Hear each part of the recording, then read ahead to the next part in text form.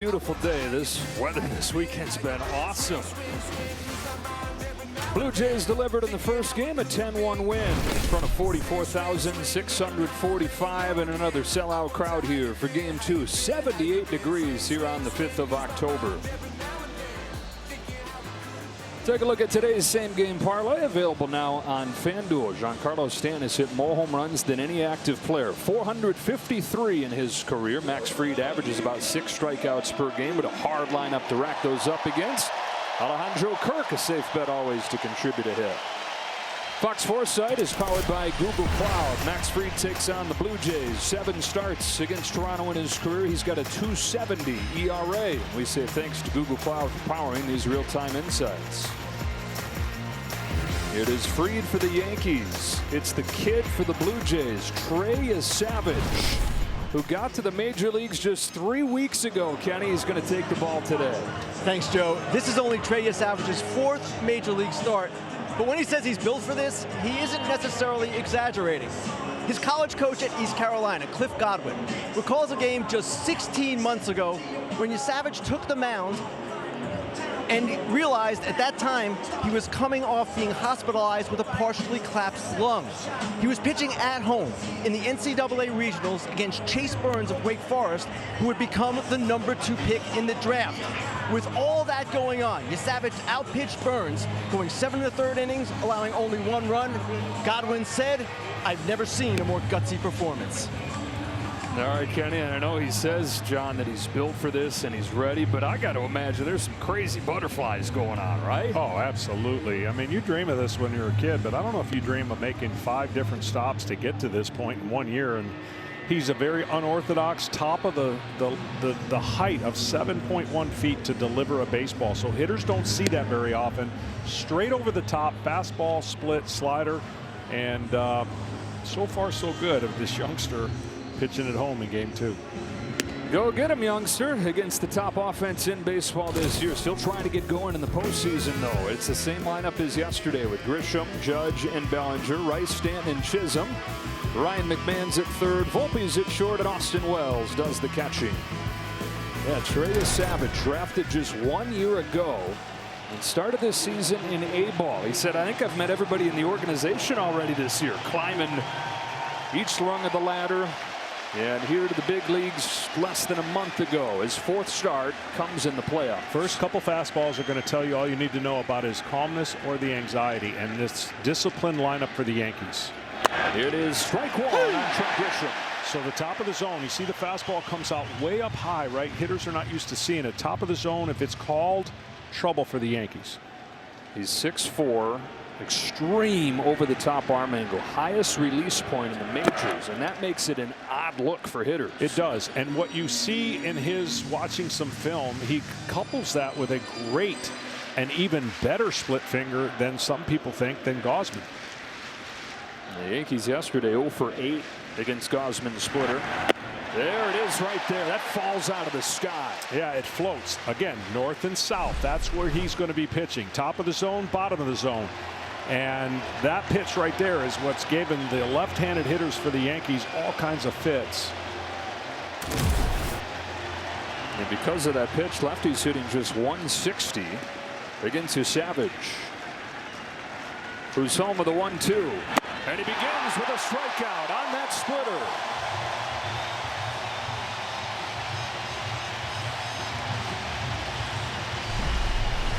Well, heartbeat, check. Pitches, check so far. But it's the right-handers that he's going to have to figure out how to get out. He's had less success against right-handers in his short big league stint than he has against left-handers. The good news for him, majority of the hitters are left-handed for the Yankees. Bad news for him is the first right-hander he faces is one of the greatest hitters of all time, and Aaron Judge, who takes a slider outside. Aaron had 2 hits yesterday, but in the biggest spot, struck out with the bases loaded. It's kind of a microcosm of how the postseasons have gone for Judge, chasing a pitch that during the regular season you'd rarely see him budge at. And while he's hitting .400 so far in the postseason, he has just 1 extra base hit, and he's driven in just 1 run. Nope. 3-0. Oh, that's a great slider right there. He needs that pitch against the right-handers, and not getting the call a good patient approach so far for Aaron Judge.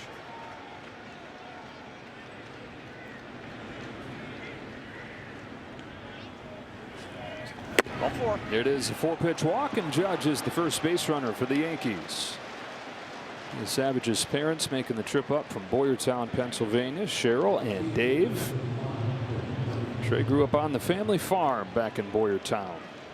Well, he was more of a football player and an outdoorsman than he was a baseball player until he got to high school and started to focus on pitching. The Yankees have a base runner, and they have Cody Bellinger at the plate. Bellinger drove in their lone run with a bases loaded walk yesterday. So you're already seeing the East-West is very tight called so far. Getting the call up still benefits him more. If he can get the top of the strike zone as a, let's say, an inch above it, he'll benefit. But this is the one issue. The one issue with that release point, from time to time, he will have command issues. When the ball comes out of his hand, it comes out up. It looks great to a hitter, but the hitter cannot see that late hop. They swing underneath it, and then you couple that with the split finger. That's why he's had success. He's missed with his last 6 pitches after striking out Grisham. He finds his own right here. John Schneider was telling us before the game that, yeah, he watched video of the kid as he charged through the minors this year and thought, man, that does look unique. But he said you have to see it in person to really appreciate how different it is. The Yankees seeing him for the first time. Different guys have different ways of getting ready, whether it's watching video of him or trying to find comps of guys, but it's hard to find anybody to compare to this. Yeah, that last pitch right there would be nightmare for the Yankees if he keeps throwing it there. 2-2. Check swing foul. You just have to, the reason, you know, if you're sitting at home, you're like, man, I don't understand why do people keep swinging at a pitch that's way out of the zone. You have to respect 97, 98. And when it leaves his hand, it looks like it's going to be a fastball, and then it drops about 1.5 feet, and there's no time to really recognize that. On another 2-2, a swing and a miss, and that splitter nosedives to get Bellinger.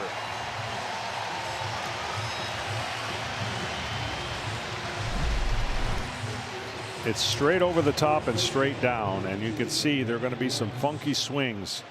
You can't sit on it. You just hope it's a mistake. You tell yourself to see it up, and if you see it up, it's going to stay in the strike zone. If you see it at the knees, it's impossible to be in the strike zone. Ben Rice, this is an interesting one right here, John, because he looked like he had no chance against Gausman's splitter, but Aaron Boone told us he likes this matchup if he gets a high fastball. Yeah, he's got to get that fastball. I don't know how many he'll get today.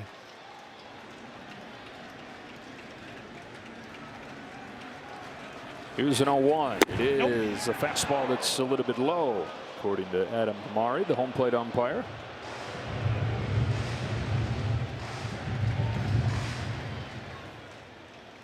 So postseason debut here for you, Savage. Coming off 5 scoreless innings, though, with the division on the line the last weekend. Splitter gets a swing and a miss. It's 1-2. He's got a chance to get 3 Ks in the first.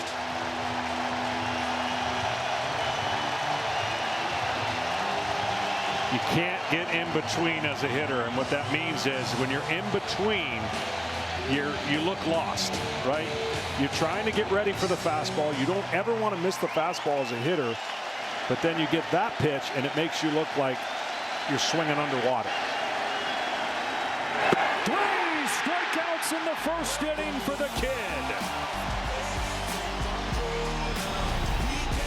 It's the splitter that does it again. He's got proud mom and pop, Cheryl and Dave. He's got a whole country falling in love with him. He's coming to bat, averaging 8 runs per game against the Yankees here at Rogers Center this year. It's a different looking lineup with the left-handed starter. Davis Schneider gets plugged in there. So does Isaiah Kiner-Falefa and Miles Straw, joining the 6 holdovers from yesterday. John, this is why the Yankees got Max Fried. 19 wins during the regular season to lead the majors, and then 6 1/3 scoreless innings in his first postseason start against Boston. Yeah, he's got about 17 different ways he can get you out. 5, 6 pitches, and there's the split of what he does, and you just can't eliminate anything. And when he's in his mechanics and he doesn't race off to third base and fall off, he's tough to hit. George Springer leads off for the Blue Jays and takes outside, ball one. And what I mean by that, staying over the rubber to deliver your pitch. Sometimes he gets that front side going towards third. He'll miss arm side with his two-seam sinker and pull his cutter in. When he's over the rubber, it's different. 31 years of age, out of Los Angeles, 8 seasons with the Atlanta Braves, went into free agency for the first time this offseason, and the Yankees gave him the biggest contract ever for a left-handed pitcher. You're going to see his breaking balls. He can throw a slow one, he can throw a firmer one. He's got 3 different fastballs, but his changeup has really been the pitch that has come along in the last 3 weeks, and throwing that changeup is the built-in change of speeds he's going to need against these right-handed hitters. He's going to need that, and Austin Wells needs a little contact solution. Wash some dirt out of his eye there. Pitcher Profile is sponsored by Bosch. Taking a look at Fried. And, you know, as good as he's been in the regular season throughout his career, the postseason history not good. 20 games in Atlanta, 2-5 with a +5 ERA. And so good signs what he did against Boston earlier this week. And this is something he wanted a chance to do better at. It was one of the things at the top of his list as he was looking through his options in free agency. Where can I go and have a chance to pitch in big games? Where can I go and have a chance to get a second ring? Got Wells' eyes fixed. Good thing to have fixed when you're back there catching. 1-1 to George Springer is chopped left side for Ryan McMahon. Well in the first. If he's on his game with that pitch, there's going to be a lot of ground balls to the left side of the infield.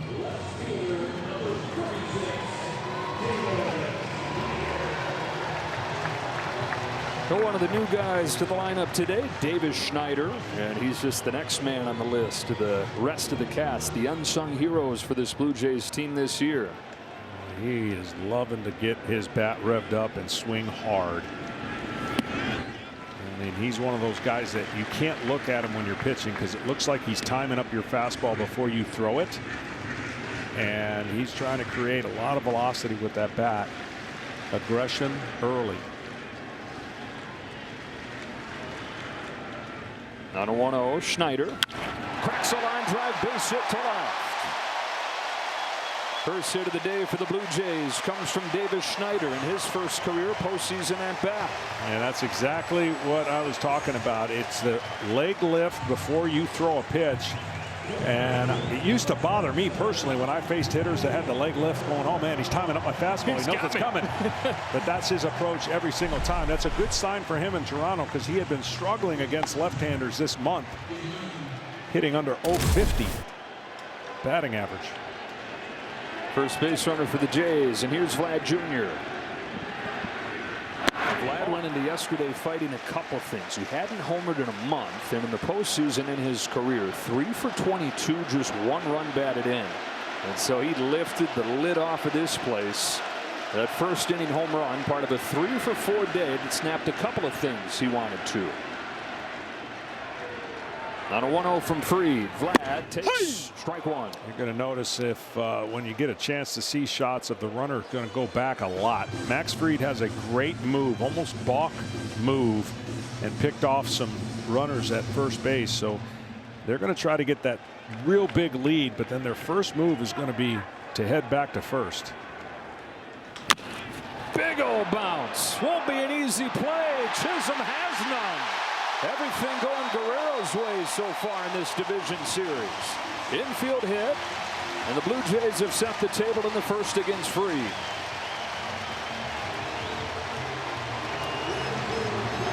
Baltimore chopped north of the border. Yeah, they put the ball in play. So when you put the ball in play, things like this can happen. And the one thing that Max Fried has to do is limit the damage when the runners are on, because they are a momentum offense that clicked from the 5th inning on yesterday, and looking to do that here in the first inning. No hotter hitter than this guy right here, Alejandro Kirk. 2 more home runs yesterday, and after a bad September, he's hit 5 home runs and driven in 9 in his last 3 games. Well, the thing that will concern me is he can go to that vacant hole in second base. Chisholm is right up the middle, leaving a huge hole. Grounds one right at Chisholm. Should be 2. It will be to get freed out of this inning unscathed. One of the top ground ball pitchers in baseball. Deuces wanted a good time to make it a scoreless first. Well, as Kenny told us, Trey Savage was saying he feels like he's built for this stage, and he also said he feels like he's at the top of his game right now, pitching as well as he ever has. He makes the biggest start of his life. Strikes out 3 in the first inning. Giancarlo Stanton leads off the second, and a fastball right down the chute. Well, the right-handers in this lineup are going to have to find a way to cause havoc, because right now the rhythm of the left-handers has been neutralized by the split finger. There's a slider. Yeah, slider has a downward action. It actually looks sometimes like his split, but he's going to throw that primarily to just right-handed hitters. 0-2 to Stanton is in the dirt. Struck out 9 in his debut against Tampa Bay a few weeks ago. That was a Toronto Blue Jays record. A bit of a bumpy second start against Kansas City, but then with the division kind of hanging in the balance last weekend, his best start, his first win. Fastball's high, and it's 2-2. See, here's the problem. If you're sitting at home and people are going, why do they keep swinging at it? Why don't they just make him throw that pitch for a strike? Well, left-handed hitters don't want to get beat with fastballs, so you never really think you know for sure if he's going to throw a bunch of those. But yes, conventional wisdom says he's not going to throw that pitch for a strike. So if you took some and you controlled the count, easier said than done when a guy throws 97 miles an hour. The Yankees have not swung at a fastball yet. They've only made contact once on 7 swings. Now the Yankees, even in years where they've not had Giancarlo Stanton at his best during the regular season, the one thing they've been able to count on is that he will show up in October, but still waiting on that version of Stanton this year. 1 for 15. On a payoff pitch. Chases strike 3. Slider gets him. 4 outs, 4 Ks. Well, when you look in the first inning, right, and you see this pitch, it's the same pitch, the same drop, and the same swings by the Yankees. And that's just because the pitch drops so much. And when you see StatCast powered by Google Cloud, you can see these 3 splitters and how they come out. And they just are devastating. That was the slider that got the strikeout for 4 in a row. Chisholm with a half-hearted swing and a pop into shallow left center field. Jimenez caught off by Schneider and a quick out right there.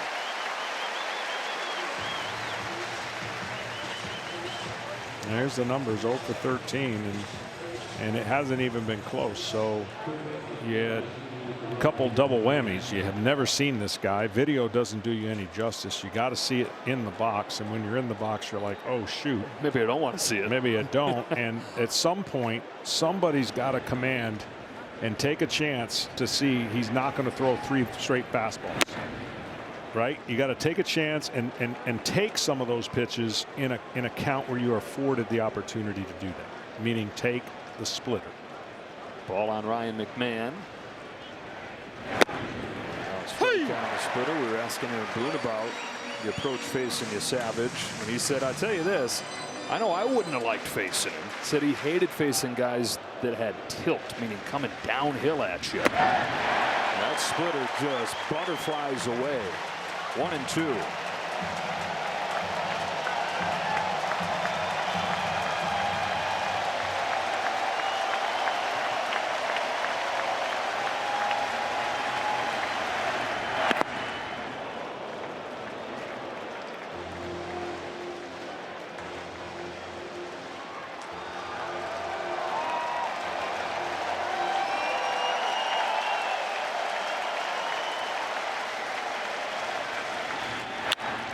McMahon into right field for Miles Straw. Couple scoreless innings for the 22-year-old.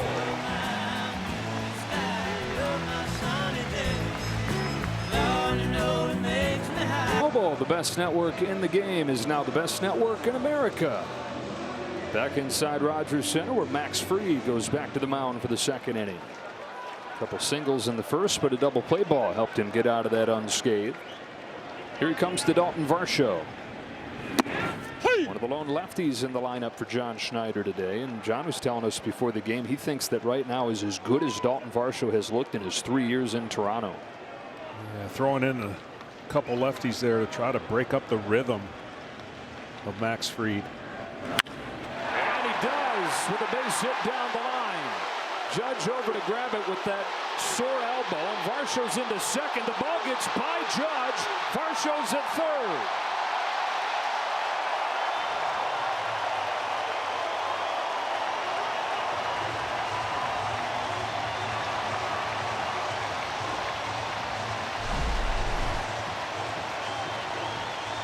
Well, he tries to sweep his breaking ball on the outside part of the plate, and then this ball just hits the wall and gets underneath his legs. And that is an easy triple. As we saw yesterday, here's one of the spots where the Blue Jays thrive. Runner at third, nobody out. And Ernie Clement leans into one to deep left field. It is gone! Ernie Clement makes it 2-0.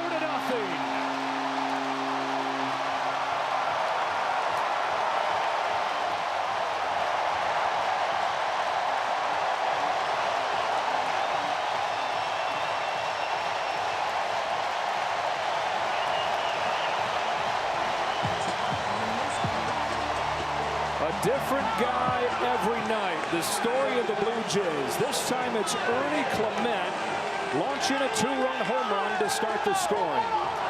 Didn't even have time to tell you that he swings about 50% of the time on the first pitch.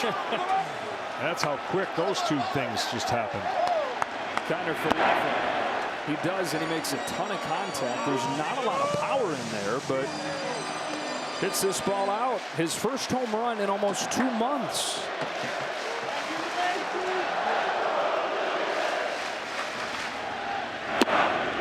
1-1.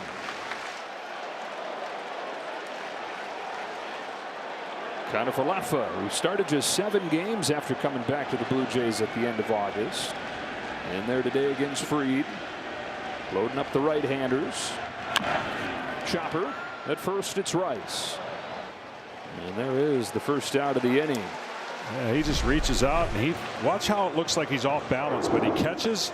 His hands stay behind, even though his body looks like he might be fooled on that breaking ball, and enough topspin lob there to get that ball to carry. They said the ball carries down the lines here really well, and we've seen evidence of that now.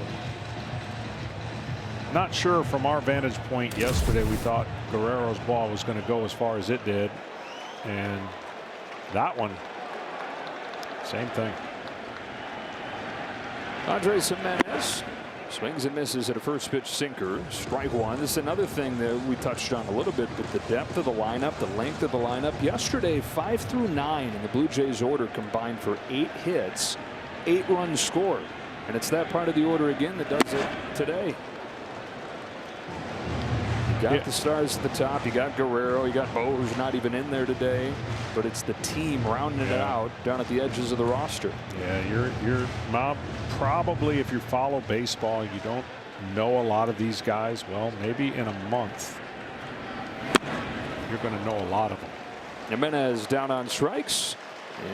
Down to the field. Here's Ken Rosenthal. Well, Joe, Ernie Clement was released by the A's in March 2023. He said it was eye-opening. It forced him to realize that his career might be over. And he said to himself, if someone gives me a chance, I promise them I will not let them down. Well, he didn't let down the Blue Jays, the team that gave him the opportunity. 35 doubles this season, second on the team, and he's a candidate to win a utility Gold Glove. Miles Straw sends one in the air to left center field. This will be routine for Cody Bellinger. And that's that for the Blue Jays in the second. Jays out homering the Yankees 4-0. He gives them the Jordan, acting like he's been there before.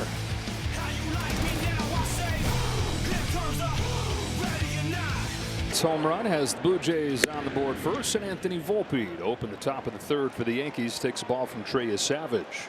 Volpe continues to be a bright spot in this postseason for the Yankees. Doubled, scored their lone run yesterday.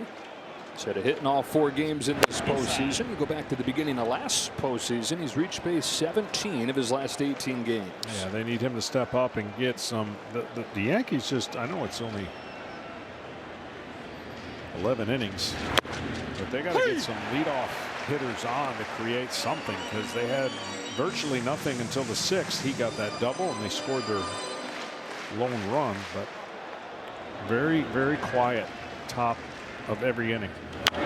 5.5 runs per game during the regular season, 10 runs total over 4 games in this postseason, and they've only hit 2 home runs, none of them from the big guys over the 4. What I love about this, I used to hate it as a player, and I can say it now as an announcer, the narratives change so quick. I mean, they're just, you have to put away the noise and just know that you're a swing away, an inning away from changing the narrative.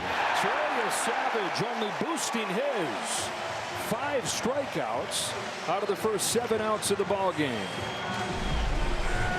This is right down the middle, so it tells you what his fastball is like. He has tremendous backspin on his 4-seam fastball, and that extra hop and the height that he delivers from, hitters will tell you they're not used to seeing that. Austin Wells, the 9-hitter, takes a splitter for a strike. Base hit for Wells yesterday. Bottom of the order really set the table for the top. They just couldn't clean it. And for Wells, continuation of a strong finish to the regular season. The Yankee catcher takes strike 2.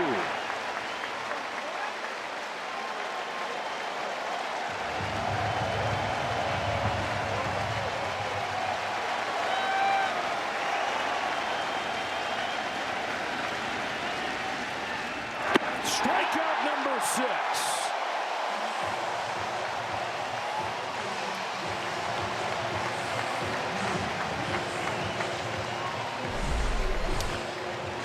And straight over the top, split finger diving out of the zone, not anywhere close. And he gets to strut around the mound like, yeah. Cheryl's becoming a big Megan Thee Stallion fan. They're playing Savage after each of his strikeouts. A ball on Trent Grisham. Okay, so the Yankees get their first look at him. Doesn't go well. Now coming up, having gathered a little bit of information. Grisham struck out in a splitter his first time. Swings over a slider here. That's a rare righty-lefty slider. Yeah. Again, it has that downward action that will go into a lefty, and the splitter goes away.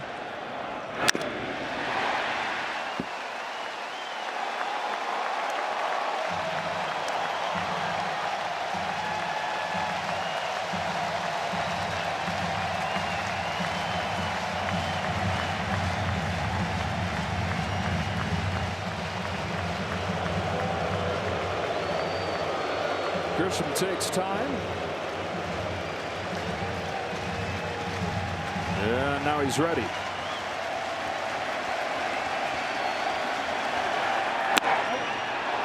If I told you going into this inning he only threw 8 of 31 pitches in the zone, you'd say, oh man, maybe he's walked some guys and they got traffic. No, the problem is they were swinging and missing a lot out of the zone, and that just talks to you about how good his pitches are, that they look like strikes.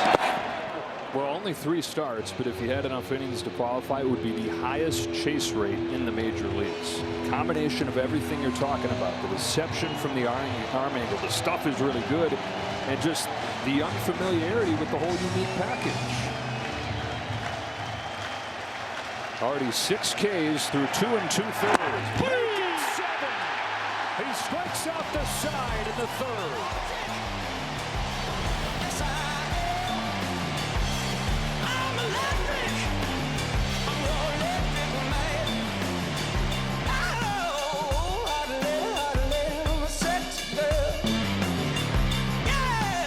Center, Blue Jays leading 2-0. We are here with Blue Jays manager John Schneider. John, Trey Savage, 7 strikeouts. What has impressed you the most so far? His demeanor, to be honest with you. You know, it's obviously a big stage. 22-year-old kid. He's throwing strikes. And really commanding everything really well, which we kind of wanted to see coming into it, and so far so good. His delivery is so unique for a team like the Yankees that has never seen him.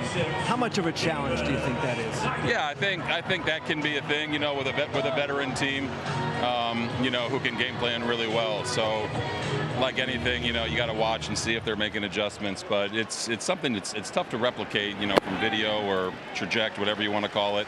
But it's a pretty unique look for sure. Finally, Ernie Clement. What should fans know about him? He's a baseball player, man. You know, we got a lot of those guys. He brings the same energy every single day. You know, elite bat to ball skills. He kind of left him up in those spots where you got to put the ball in play, you know, after Var's triples. So he's a gamer, does everything defensively. He's turned himself into a really good major league player. John, thanks a lot. Joe, back to you. All right, Kenny, Davis Schneider here after George Springer lines out in the first pitch of the third. 2-0 Blue Jays on the Clement home run. Schneider was singled in the first inning. On this 1-1 from Max Fried, takes strike 2.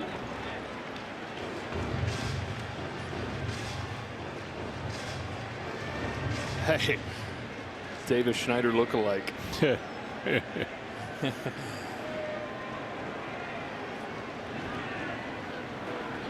Outside. Schneider became kind of a folk hero right away with the best first impression in Major League history. Hit a home run in his very first at-bat over the Green Monster and didn't stop there. His first 3 games in Boston that weekend, he had 9 hits. Here I am. 3-2. Well, Max Fried, there's a lot of swing and miss off of Schneider, but he hasn't given him a pitch close enough with 2 strikes, and now he's put it in a neutral count.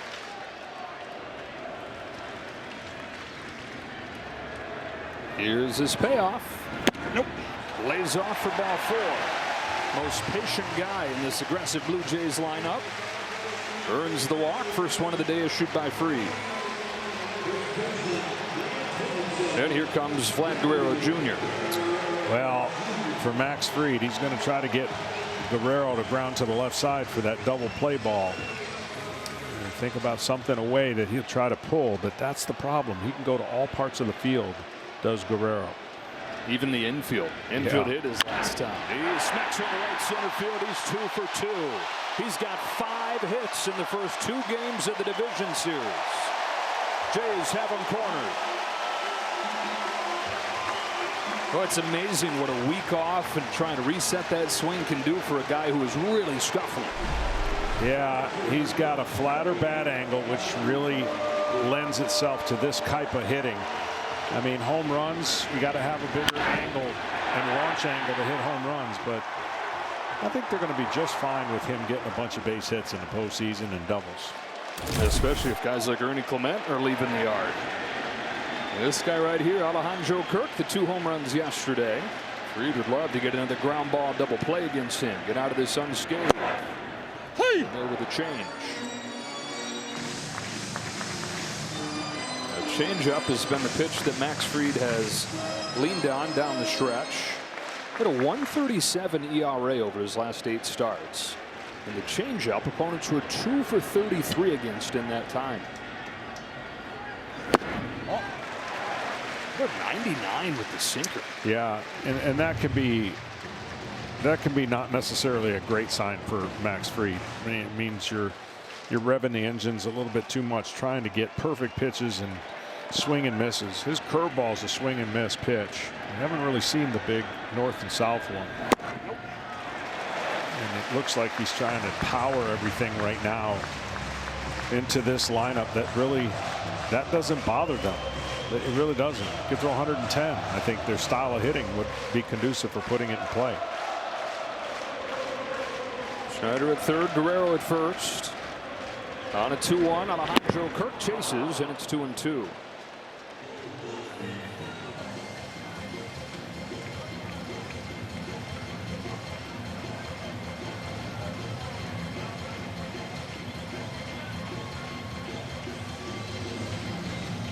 Alejandro Kirk, the best 2-strike hitter in baseball this year.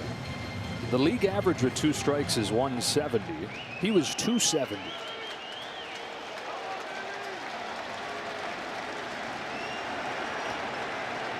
First and third, one away. 2-2 pitch. Kirk puts it in play, right side. Rice's only play is at first. Fried covers, but a run comes to the back door. And an RBI for Kirk. Schneider scores 3-0 Blue Jays. Again, the bat-to-ball ability, the refusal to strike out leads directly to a run. Absolutely.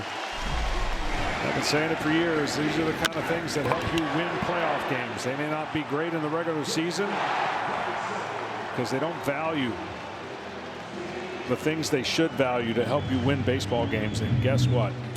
This is when they really come out. We're stuck in an exit velocity world, and you think that exit velocity right there wasn't 200 miles an hour to their manager? Yeah. Gets the run in. Up to second goes Guerrero. 2 gone for Dalton Varsho. Down the line, a fair ball. Guerrero can walk home. Varsho's got extra bases again. His second double in 3 innings. Max Fried had given up 1 run in his last 20 innings. He's given up 4 in 2 2/3.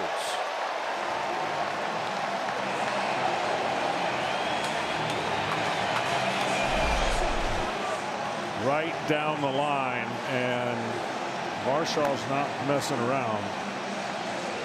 He's not going to get deep in the count with a guy that has 5 different weapons. So, man, the amazing offense with runners on is just amazing.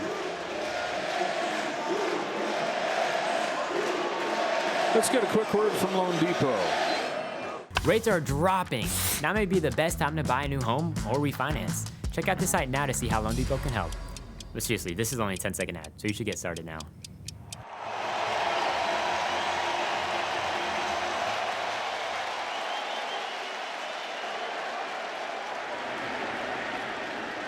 Ernie Clement, the home run hitter the first time, fouls it off. And the Blue Jays, in 11 offensive innings in this series, have scored 14 runs on 20 hits. Matt Blake already on the phone to the bullpen. Fried's 0-1, very high.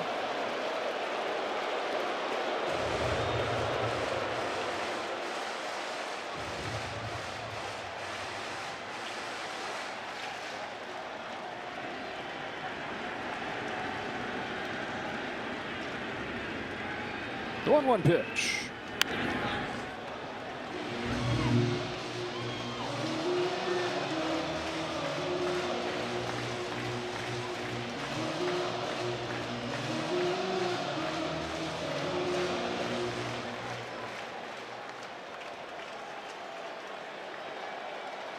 Trey Savage ready to get back out there with his 7 Ks. 1-2 to Clement. Is into left field and a base hit. Here comes Varsho. Bellinger's throw. No chance. Extra 90 feet on the throw home. Ernie Clement's knocked in 3. The Blue Jays 5.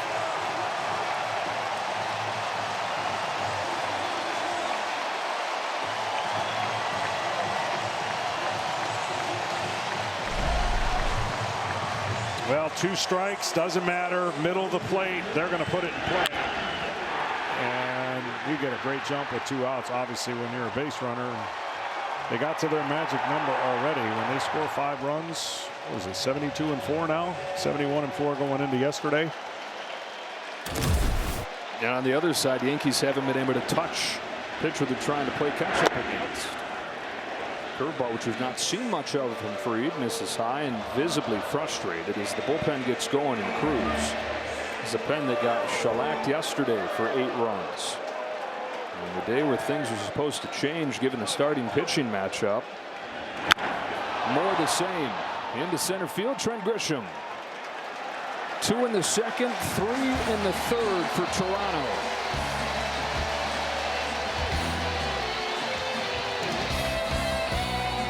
Well, the Blue Jays are saying we got ourselves a Schlittler. Trey Savage in his 4th start in the big leagues. 3 scoreless innings. He's struck out 7 and given up just 1 base runner. And now a huge cushion. Aaron Judge, the lone guy to reach against him with a 4-pitch walk his first time. Takes a strike. How's this shift your mentality when you're up 5-0? Well, it just gets you more aggressive, and you feel obviously great, and you just want to keep rolling, man. When you've got your pitches working like this, you just don't want to mess around. Meaning, there's no reason to. Just attack. If they get some hits, they get some hits. But it's a luxury in your first postseason start to have cushion. The offense has given him this room for error. Outside. 2-1 on Judge. What you have to do is tell yourself, even though facing Judge, you just don't want to give any more. You don't want to give a free pass, right? You challenge him now when you're down 5 or when you're up 5. Backup slider. Yeah, that's the one upgrade pitch. I'm telling you, if he progresses with that pitch, he won't have the differences between right-handed batter splits and left-handed batter splits, because he can take care of the left-hander with 2 pitches.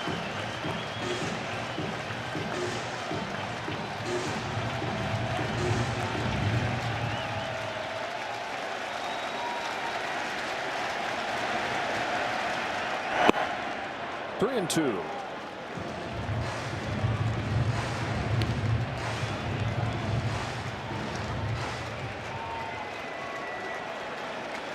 Bellinger and Rice to follow in this Yankees 4th.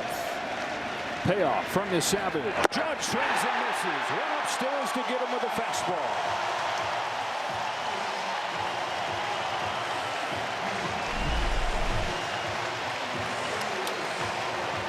That's what I was talking about earlier. See, that ball looks like it's hittable to a hitter right about there, and then it's like, oh no, because you can't get the barrel of the bat on a level plane on a fastball that high and that velocity. Most extreme over-the-top arm angle in baseball. Outside. Outside on Cody Bellinger. Red Sox got a unique first look at a guy in Cam Schlittler the other day and struggled with it. Yankees getting their first look at Trey Savage and meeting the same fate. I mean, I talked about yesterday and what an incredible performance Kevin Gossman and his execution of location against a team he faced 5 times. That is a hard thing to do. You are punching the Yankees' great offense into a place where it feels like you have no chance. Something's got to change, or you are just going to have this dominant performance before your eyes, and you're going to be down 2.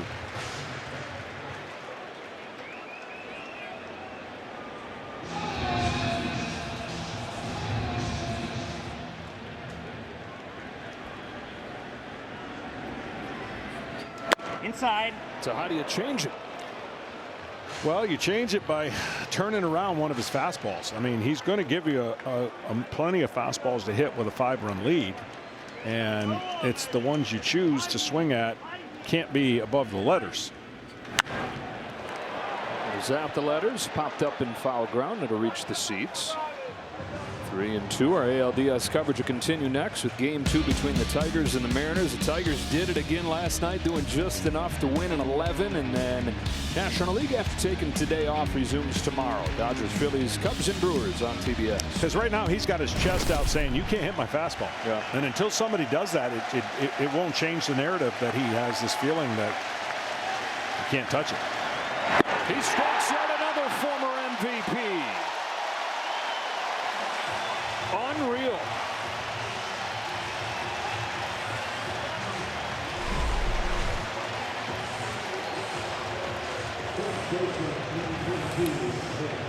I mean, Blue Jays have more hits than they have swings and misses.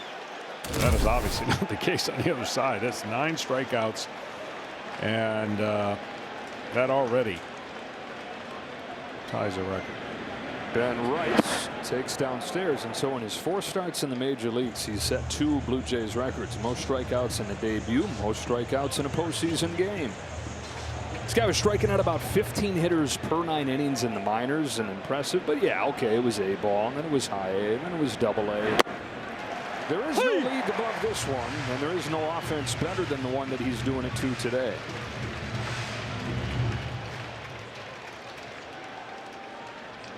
Is 1-1 to Rice.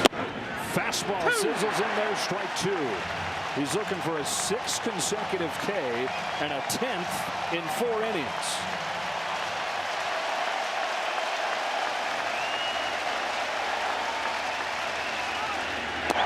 Almost hit him.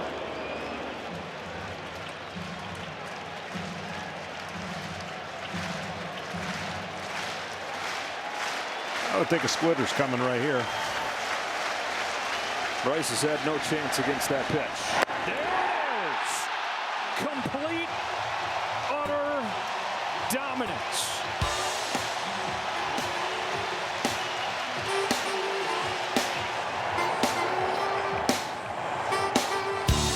Rogers Center here with Yankees manager Aaron Boone. Aaron, Trey Yesavage, 10 strikeouts, 6 in a row.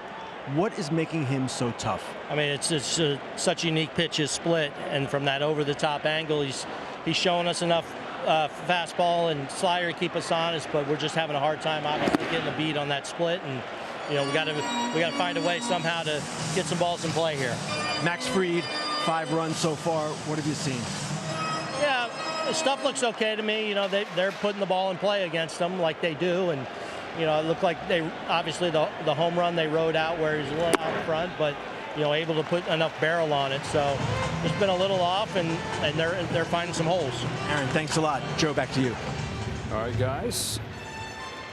So the home run leaderboard in this series, 4-0 Blue Jays. Look at the strikeout difference in today's game, 10-2. Down the line and foul. 2-2 on Jimenez. It's just contact, right? Contact does so many good things, and we're just seeing zero contact for the New York Yankees. And it's been a minute since we've seen a team of this offense just be completely humbled, and the young man is doing that. So Will Warren getting ready. He was a candidate to start yesterday's game instead of work out of the bullpen for the Yankees. Jimenez slaps this one to third. McMahon heaves it across. Infield hit Andres Jimenez.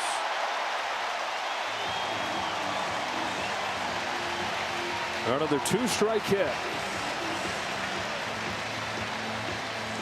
It's got to be so frustrating for a pitcher to face a lineup like this. It is, but the one thing you can say is Max Fried has the stuff to get quick outs and ground outs, and right now he just hasn't made as many good pitches in areas against a team that can do. Look, it's strength against strength, and it's all about execution at this time of the year, period. And right now you got one team executing absolutely flawlessly, and the other team is just like, they look bewildered. The 9-hitter Miles Straw, who's second in the American League in sacrifice bunts this year. Shows bunt, takes a ball.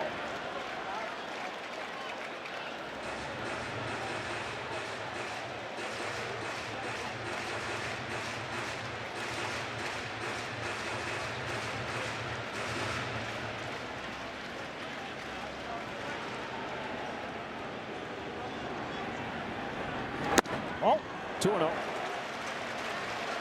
Straw came over in a trade this offseason.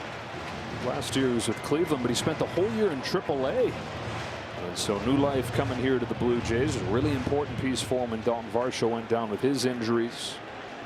Below average as a hitter, but one of the best defensive outfielders in the league. And this is what he does really well, but unable to put it down in play here. 2 balls and a strike on Straw. Time for our team profile, sponsored by Liberty Mutual. We're talking about what the Blue Jays have done at home against the Yankees this year. One of the big reasons, home field advantage. Winning that tiebreaker was so important. They're 7-1 against the Yanks in Toronto, and they've averaged 8 runs per game. Well, let's not forget the moves they've made, which is really some of them under the radar and then some of them really big in the bullpen. And they shored up their defense with a guy like this in the outfield. And so they did all the things they had to do to press the right buttons to get this team in this position to have success and make a long run.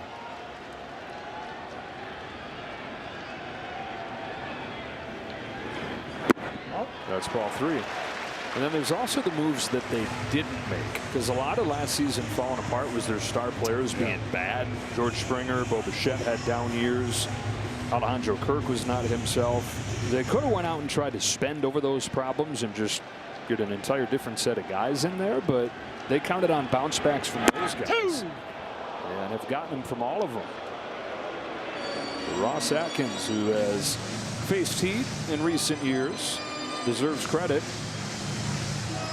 for what feels like a special team.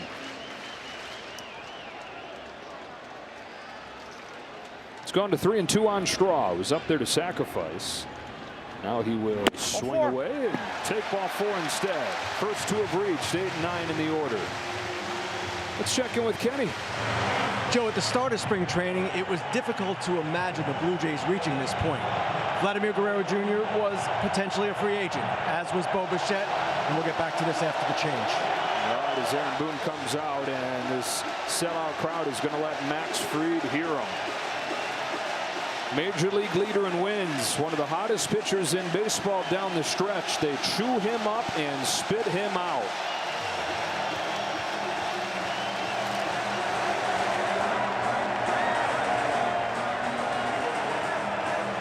The Fox Super 6 MLB Playoff Challenge. Download the Fox Sports app right now and enter for free for a shot to win your share of $10,000 in cash prizes. See the Fox Sports app for details. So Max Fried lasts 3+ innings, gives up 5 runs on 8 hits, at least 5, because the men at first and second, his responsibility too. Yankees pen takes over. It's Will Warren at the top of the Blue Jays order, and George Springer, strike 1. Well, Warren's got some good stuff. You see the numbers on the year. ERA a little high, but he can strike you out just as easy as anybody else. He needs a ground ball or a strikeout in the worst way, because this is looking like a blowout inning. Nope. I mean, 5's already a huge uphill climb. Anything more, if the roof was on, they'd blow this thing wide open with the fans being just treated to some offensive. A clinic, really. It's been a clinic.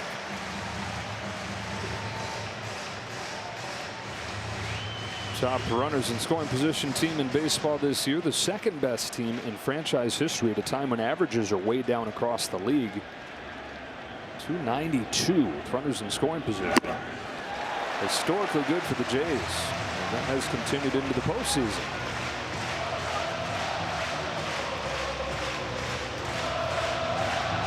Their hitting coach, David Popkins, who deserves a lot of credit for this turnaround. An offense that was 23rd in the majors in runs scored last year, 4th this year.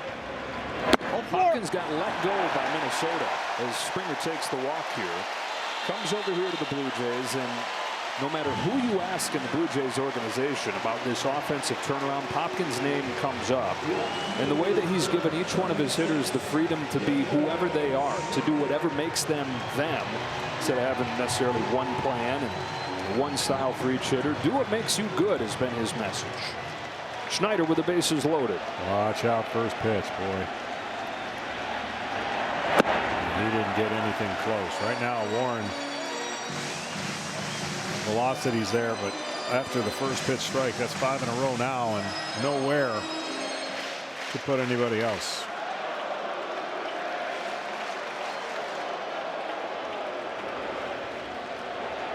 Schneider takes a strike in the lineup because there's a left-handed starter, but Schneider's actually been way better against right-handed pitching.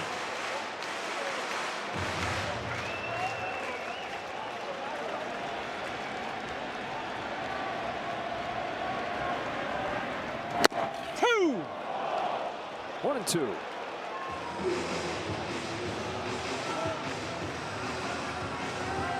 I like Warren a lot. He's got easy delivery. If he can command the baseball, this stuff can be electric.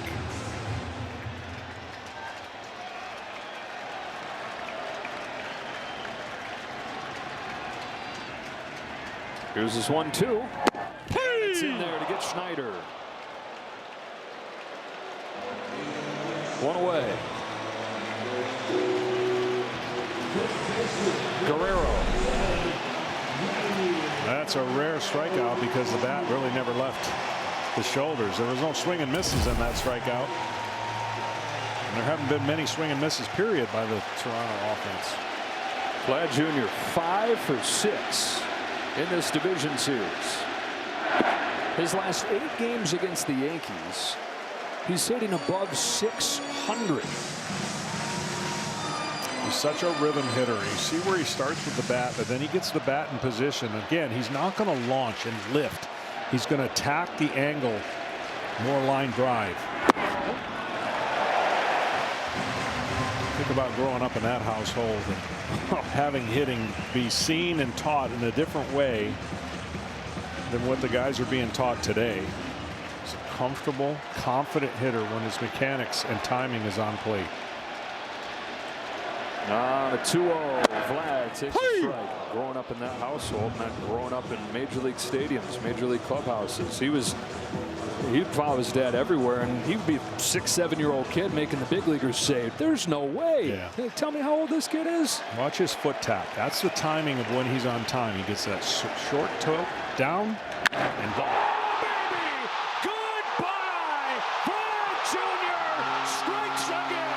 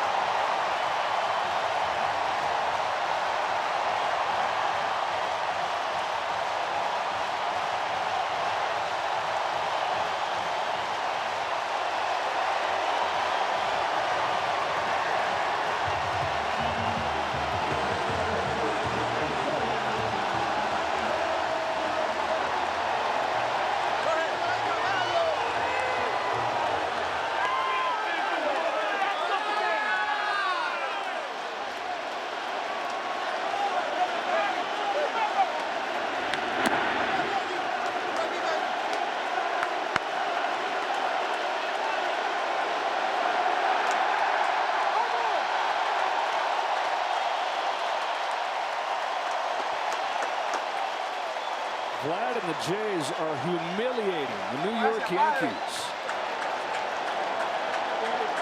Outscoring them 19-1 over the first game and a half.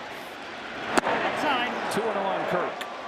We're going to show you that again, and that was just as beautiful of mechanically sound hitting you'll ever see. Now, granted, he worked himself into a great count, but man, when he hits and he's on time, it is pretty to watch.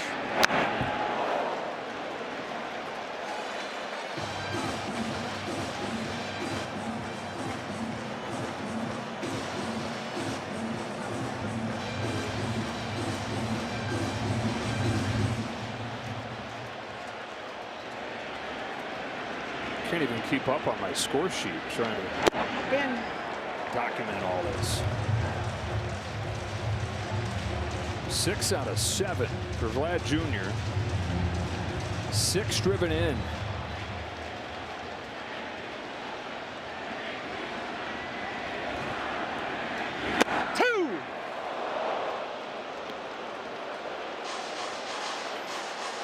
All the talk for some of these hitters was, man, we got to get Vlad going. We got to get him going. He's struggling the last 2.5 weeks.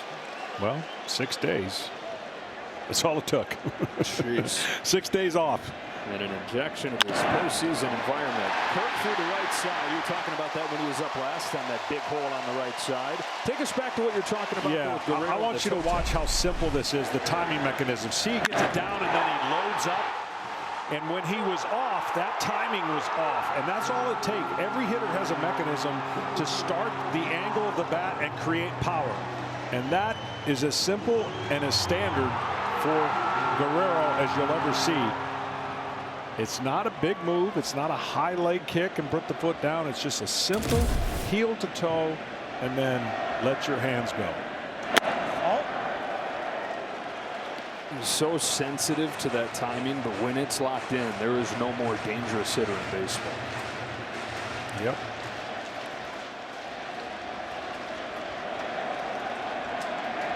Varsho, 2 doubles, 2 runs scored. Yeah, I'm good. Yep.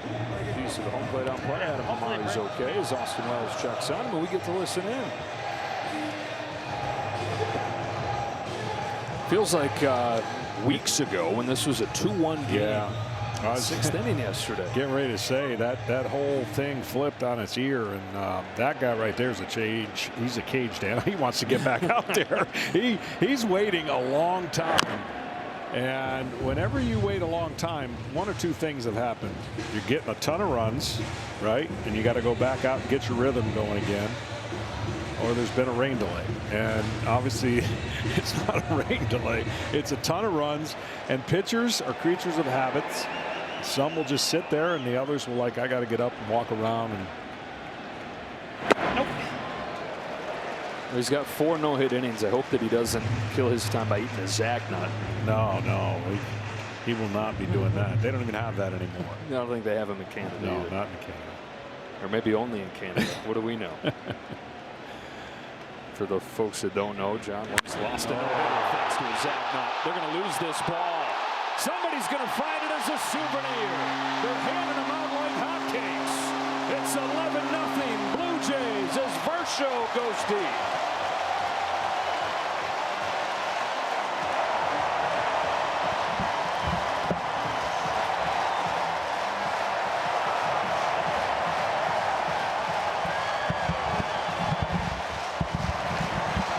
This is the most lopsided stretch of postseason baseball you will ever see.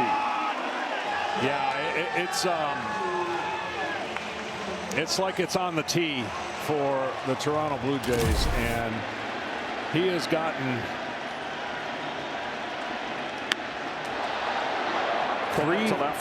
three-fourths of the cycle, the hardest 3 out of the way. Well, you know what?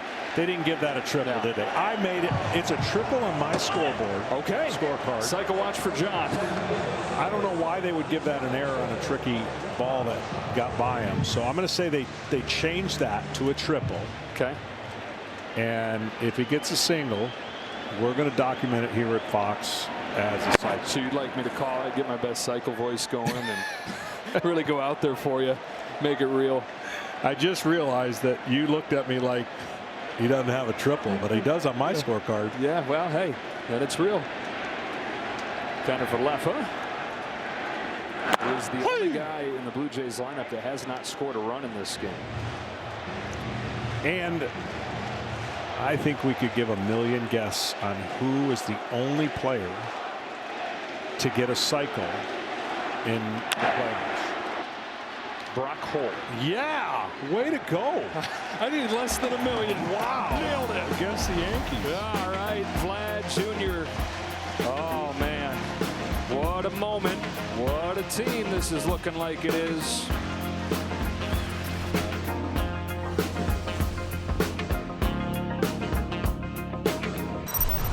Welcome back to the 2025 American League Division Series on FS1, presented by Booking.com. A grand slam from Vladimir Guerrero Jr., one of the 2 home runs in the inning. Another one came from Dalton Varsho. It's 11-0, both in runs and hits. Trey is savage, 10 Ks over 4 no-hit innings. And a long wait, over 20 minutes. And it'll take a second or 2 to register to click back in. That's a long time to wait in between innings. Stanton, Chisholm, and McMahon coming up for the Yankees. Just trying to scratch out a hit here. First things first. Down to third. There's Clement. Wide throw. Guerrero gets it and tags him. But the Yankees have played 442 games in the postseason in their glorious history. This is the most runs they've ever given up in a 2-game span. Yeah, it just shocks your system. I mean, you come in here winning those 2 games after losing the first game. You feel good about your team. You know you're going to face the team you battled against all year, and they had their number. But you never think ever that you're going to come in here and give up that many runs with 4.5 innings more to go.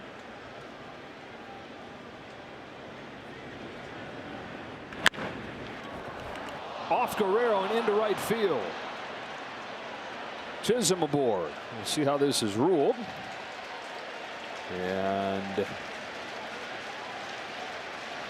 what do you think? You got hit or error? I mean, they're going to give it an error if they're smart.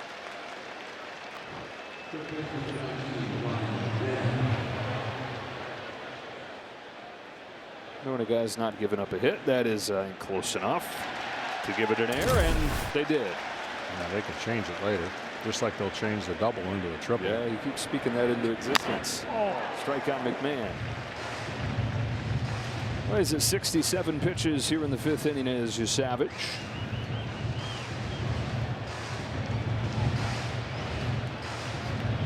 22 years old. And you could already see a big difference, right? That 20 minutes, it's just taken him probably about 6 inches off his fastball. Already more contact in this inning than we've seen probably in the whole game. 2.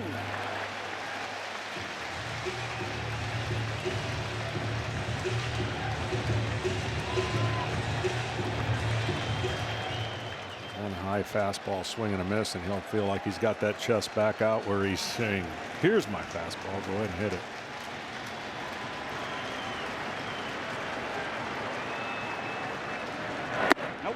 Good take on a splitter.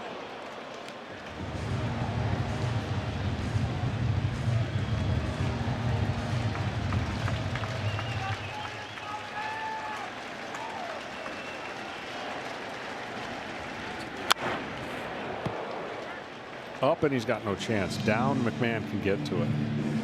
This should be one of the easier pitches as he goes into his career, being able to throw at the top of the zone because of his release point and how he gets downhill after throwing that ball.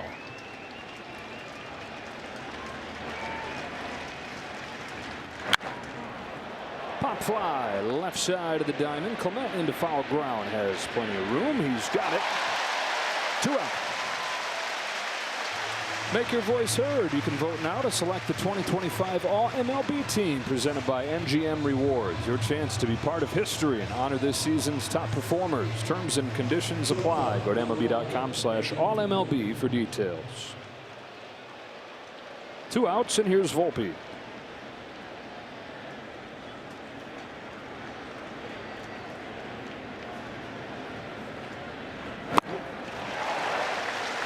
Seen that slider do that a couple times. Not what he wants it, but getting a swing and miss.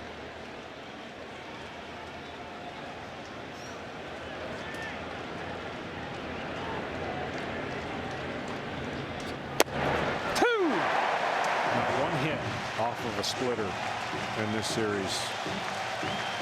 0 for 19.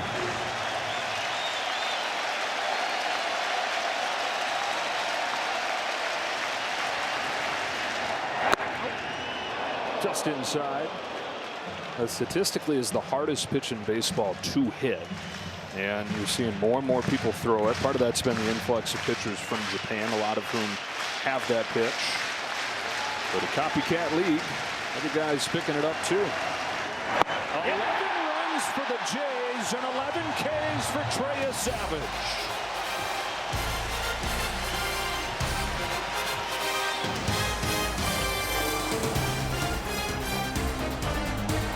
Is baseball's global youth initiative to highlight the fun and accessible ways to play our great game.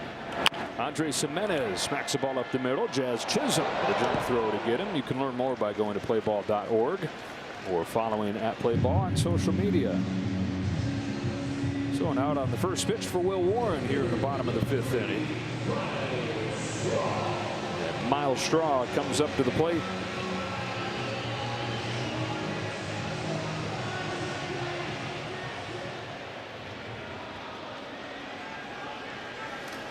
Walked and scored a run as part of the 6-run 4th. This is the kind of game where each manager can pretty much do whatever they want, get some at bats for people. I mean, if this game stays like this, Aaron Boone is trying to figure out what in the world has happened to his offense. Trey Savage has happened today, but overall in the postseason, this is now 5 games. And only 4 runs, or only 10 runs over those 5 games. Yeah.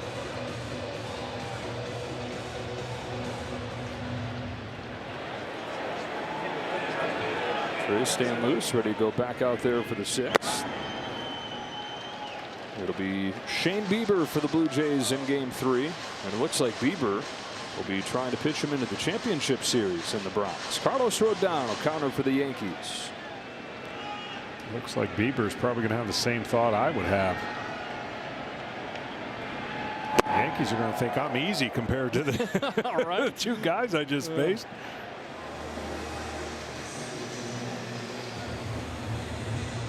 You got Savage making his 4th major league start. Bieber's going to be making just his 8th start in the last 2 years. strike out a Straw. 2 gone in the 5th. We've referenced a couple times the 6th inning yesterday when this was a 2-0 game. Judge strikes out with the bases loaded, nobody out. They get a run and the bases loaded walk from Bellinger, but then Stanton struck out with the bases loaded as well. And from that point forward, the Blue Jays are outscoring the Yankees 19-0 in a 7-inning span. Springer cooks one, left center field. That's headed for the seats. It's gone. Springer's first hit of the postseason is a home run. A dozen for the Blue Jays.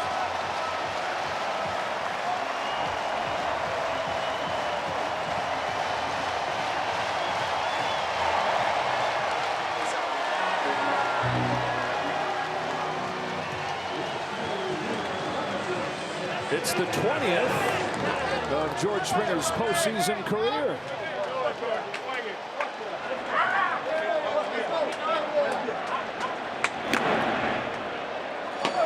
So many different ways to slice how dominant this has been. The Blue Jays now have more home runs than the Yankees have hits. That jacket.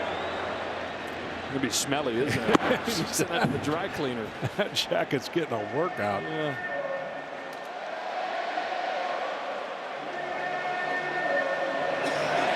Third homer allowed by Warren. One of the reasons that they went with Heel yesterday instead of Warren is that when Warren pitched here back in July, he gave up a career high 8 runs. It looks like the Jays just have his number.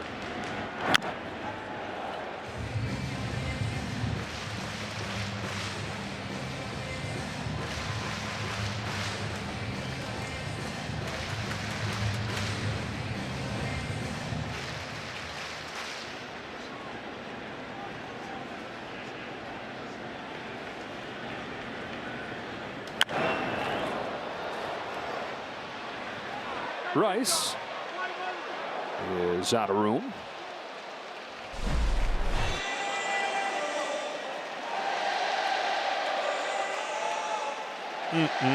Sinker right into that barrel.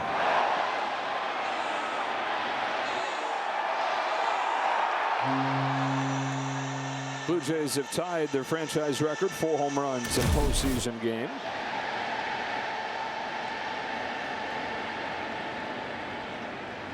How about they have more home runs than strikeouts? How many teams can say that? Yeah. 4 strikeouts in the 2 games. 7 homers.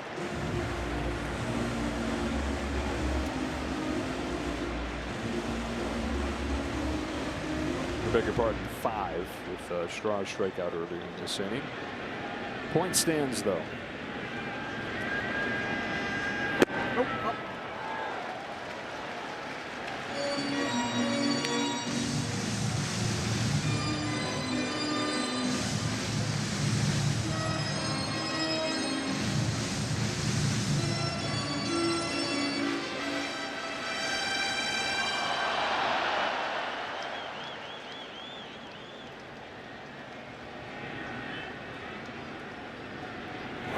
Schneider's down on a high fastball.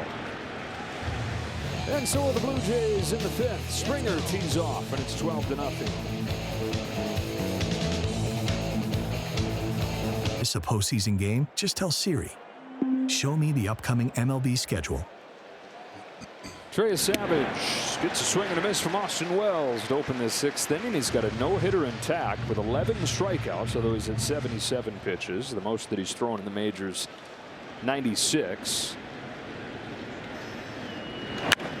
Wells into shallow center field, maybe.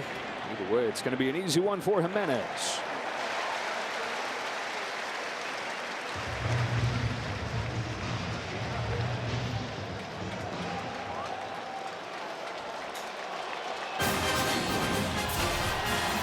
Big noon Saturday is coming up. Got Ohio State and Illinois. And we got John Schneider getting greeted by boos coming out to the field right here to take Trey Savage out. The city and the country going to share their love right here. What a performance in his 4th major league start.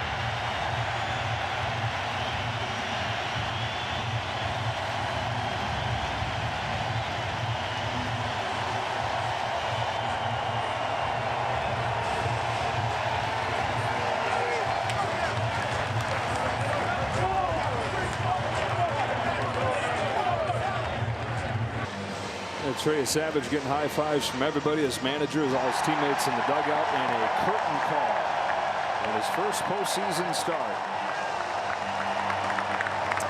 Yeah, I think part of that, and obviously that's the greatest feeling in the world for his parents. You can't even imagine what that's got to be like. But I think taking him out is pretty much telling you that not only is the game well in hand, that they could think about Game 4 and a usage out of him in Game 4 if it goes there. So pretty easy decision, even though he hadn't given up a hit. Game 4 is scheduled to be a bullpen game for the Blue Jays. Hey. Strike one from Justin Brule. Yankees still searching for their first hit in a game where they trail 12-0. Brule is a bit of a surprise to make the roster, but he has one important quality against these Yankees. That is, he throws with his left hand. He throws way across his body, which makes it even tougher on the left-handed hitters.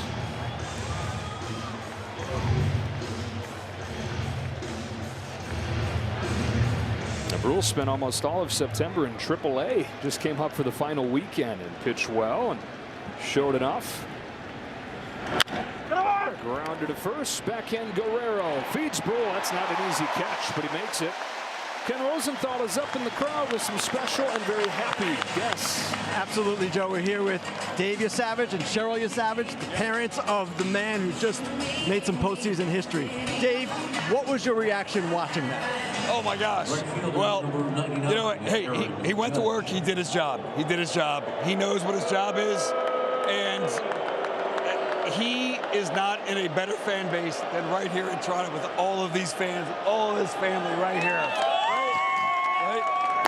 Cheryl, now as a mom, where did you teach him, or how did you teach him that kind of composure? Where did that come from?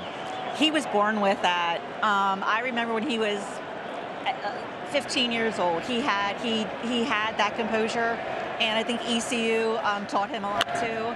And he does have ice in his veins, doesn't he? Oh my gosh. Now, Dave, when was the last time you saw him before this start? Did you see him last night? We saw him this morning. This morning. Okay, yeah, what was he like? He was good. He was, you know, Trey's always been that real even keel, calm demeanor, and we were in his hotel room with him for a bit, and he had some sports on and was watching himself talk, and I asked him, I said, do you like to watch yourself like on camera? He said no. I said, well, then turn it off, you know, turn it off, put on some football. He said, I can't get football here, but he was looking for the London game, you know. Cheryl, did you ever imagine this day could be like this? No. I was hoping that he would do well, but I never expected this. And especially against the Yankees. Being that we're from outside of Philadelphia and we've been Philly fans and Yankees have not been our top team, this is amazing. This is amazing. He did a great job. Cheryl, thank you very much. Dave, how do you think you guys will celebrate tonight? Well, actually, we're driving back to Pennsylvania. This guy's got college class tomorrow morning, so we're going to be driving back tomorrow, or driving back tonight. But yeah, we'll find ways to celebrate. We're going to see Trey for a little bit before we leave the stadium, and then we'll go from there. All right, Dave, Cheryl, congratulations. Thank you. Thank you very much. All right, Joe, back to you. Awesome stuff, Kenny. They can swing back home to Boyertown, repack their bags, and head on up to the Bronx. Strike on Cody Bellinger after Aaron Judge gets the first Yankees hit of the game. It's an infield hit, and then takes second base.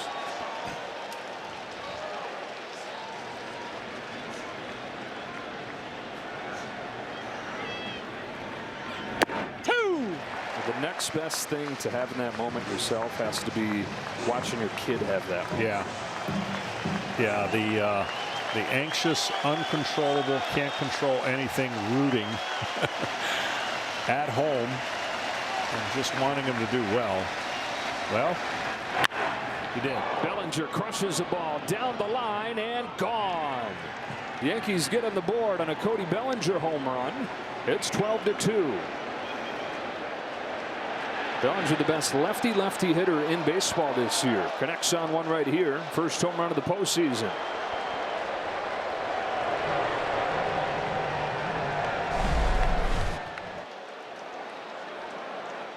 Does a good job not clearing his hips too soon and staying in on the ball, and that's probably why he's such a good matchup for lefties on the mound.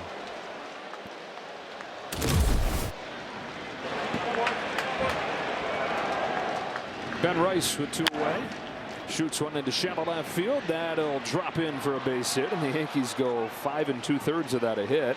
And they get 3 in a row here in the 6th, trying to gather some momentum to take back to the Bronx with them. Yeah, they need something to click offensively. So to do it for Brule. And it makes it even more impressive what Savage does. He leaves, and the Yankees, top team in baseball offensively all year, wake up.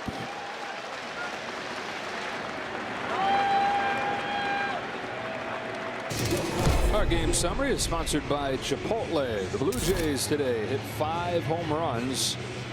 4 home runs, 7 of them in this series, and they lead 12-2. They got 5 1/3 no-hit innings from Trey Savage, the rookie, with 11 Ks. He left in the 6th inning. A couple runs allowed on the home run from Cody Bellinger against Justin Brule. And Braden Fisher takes over and delivers ball 1 to Giancarlo Stanton. 75% of his pitches are going to be the breaking ball variety.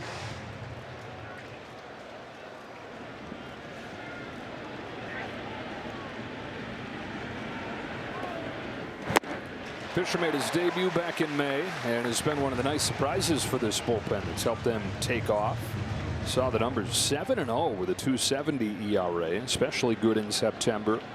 The ERA was below 2.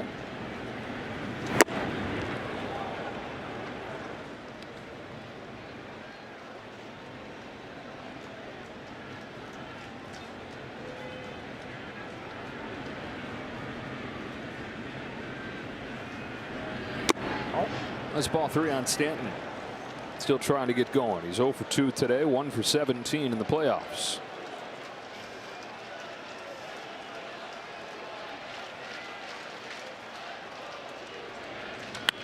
Breaking pitch yanked down the line. A fair ball headed for the corner. Schneider digs it out. They will stop Rice at third. Stanton's got a double. His first hit of this series. That's 4 in a row for the Yankees. 4 in a row with 2 outs.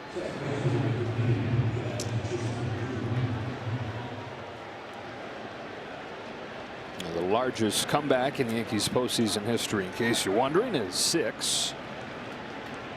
Trying to pull off the greatest comeback in postseason history, period, here. Getting a couple of runs on the home run, making a little noise here. Continue with 2 out. Jazz Chisholm stands in. 0 for 2 in this game. 1 for 6 in the series.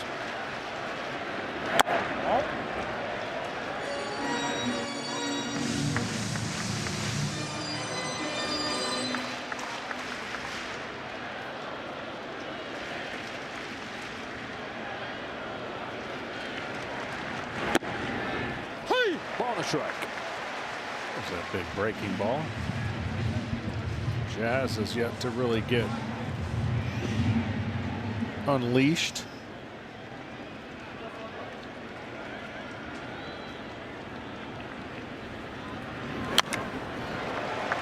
Breaker again, fouled off, 1 and 2. That was his chance right there. That was a high breaking ball in the middle part of the plate.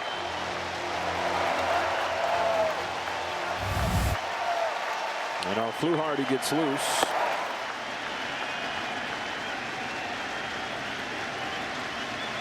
The 1-2 pitch.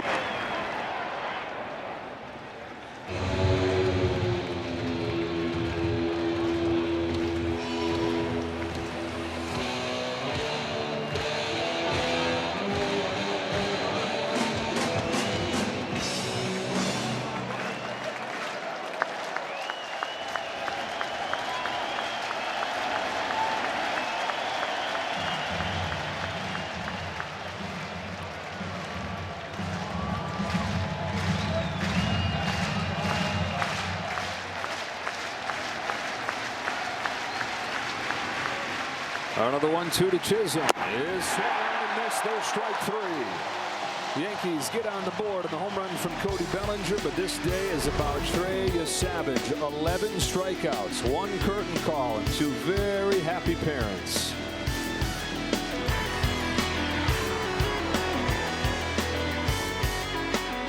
What do you think about the weight of the expectations that came with being Vlad Guerrero Jr. just having his name showing up with the Blue Jays in 2019? He's been a perennial all-star. Still weight on his shoulders, though, coming into this postseason, because this is the one thing he's not done. He's not delivered in October, but has done that in bushels first 2 days here. Grand slam his last time as part of a 6 for 7 first 2 games. It's just an incredible start.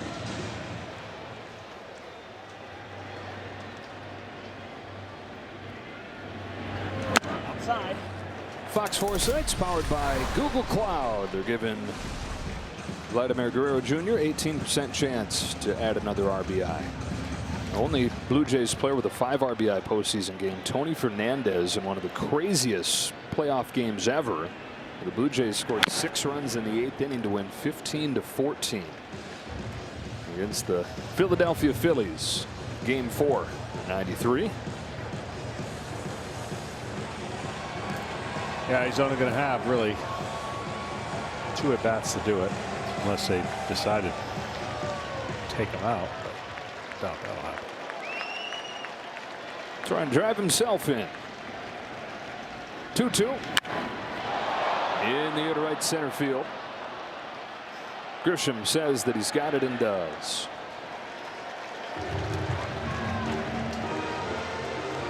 Now the Stars have shown up. 2 home runs for Kirk yesterday. Guerrero now 6 out of 8. And we talk all about the depth and the supporting cast, but this time of year the Stars got to be stars, and 2 games in, 2 stars have been.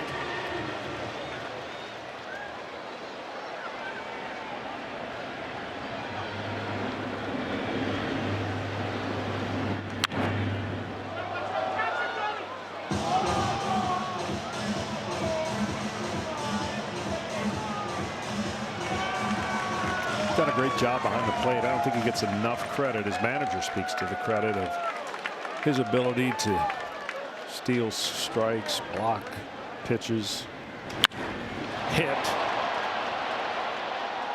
Grisham will put it away. We were talking to John Schneider about first time that he saw Alejandro Kirk, and he said it was actually defensively when Kirk was a 19-year-old in the minors, because at that point John was the catching coordinator for the Blue Jays, and he said he watched him and he said, my gosh, his hands are as impressive as I've seen. And then he watched him hit and he said, okay, we got a well-rounded player right here. He was in the major leagues, even though nobody wanted him as a teenager when he was eligible to be signed. Only one team offered him. That was the Blue Jays. He was in the major leagues when he was 21. Well, there is something special when you have catchers that when a manager or even a pitcher can see the difference of how he sets the glove and how he receives the pitch and the presentation that he gives. It's enticing for the pitcher to throw it to his area, and that's what he possesses. Good hands action of the glove and the presentation that he gives not only to the umpire but to the pitcher himself. This guy's having a heck of a day of his own. 2 doubles, or sorry. Yeah. It's a question. It's a question. 2 doubles. He's going to have to get a single here. He's got a home run either way. And then I'll go over to where the official score is, and I'll show him my scorecard. Okay. And see if, you know. I think to get to him, you have to climb a ladder and then take a slide down a level. Well, again, I do it in pen, so I'm not changing it. Right. Yeah. Hook down the right field line. Judge is going back to the corner. It's gone. It's an incredible day for Dalton Varsho. Forget the single. How about 2 doubles, 2 home runs? See, if he doesn't touch home plate right here, he gets a triple. Give it up.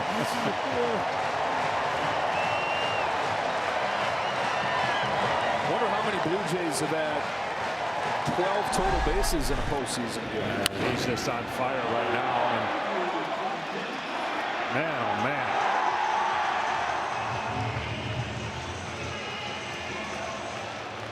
These guys realize they don't give out an MVP for the division series. Yeah, right. Save it. Strike on Clement. It should not be that big of a surprise watching Dalton Varsho have this kind of day, especially not a surprise watching a homer.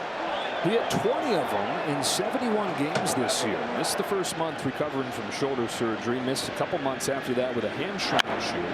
When you're looking at how often he homers based on how many at-bats he got, he's right up at the top of the list of the most prolific home run guys in the league.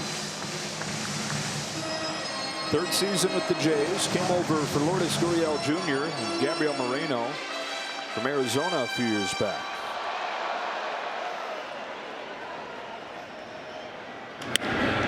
Clement has his third hit of the game.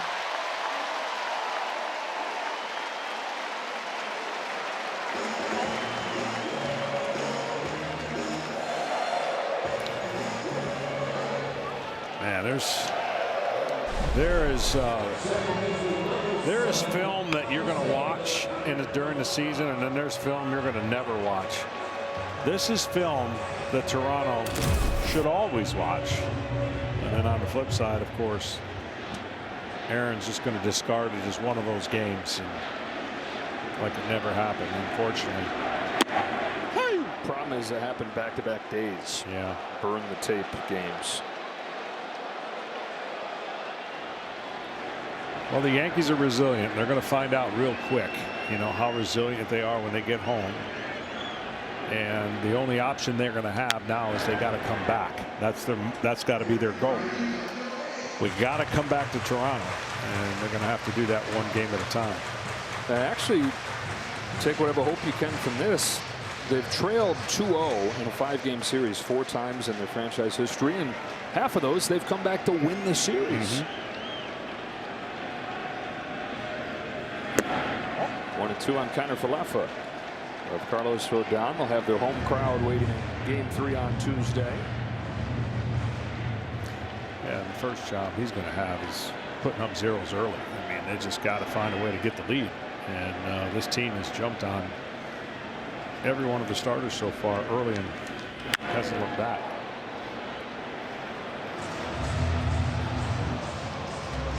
So that's on Tuesday with the pregame show starting at 7. First pitch should be a little after 8 o'clock Eastern.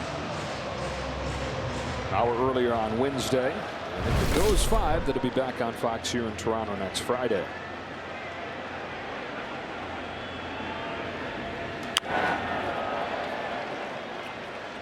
Rodon good during the regular season. It's an understatement.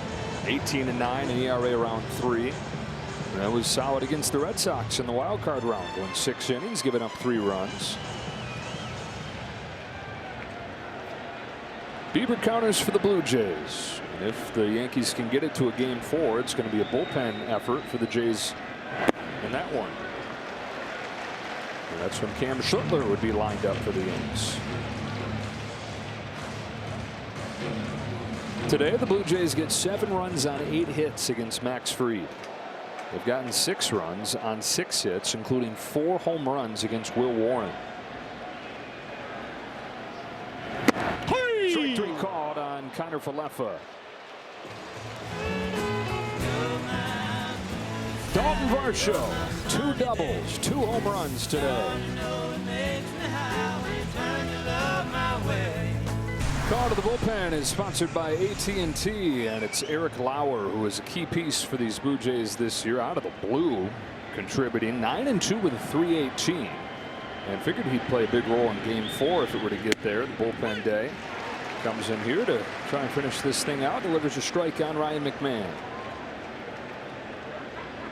13 runs on 14 hits for the Jays, 2 runs on 4 hits for the Yankees in succession last inning. This can serve as like a bullpen day, you know, for him. Like in between starts, you would throw on the pen on the side, and maybe they're giving him this inning and a half, whatever they decide to.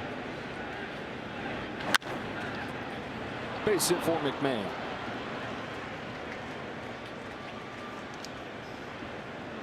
Well, our division series coverage continues with Game 2 between the Tigers and the Mariners. Tarek Skubal, coming off his 14 strikeout performance, takes on Luis Castillo with the Mariners. And then tomorrow over on TBS, Dodgers and Phillies, Cubs and Brewers resume their series.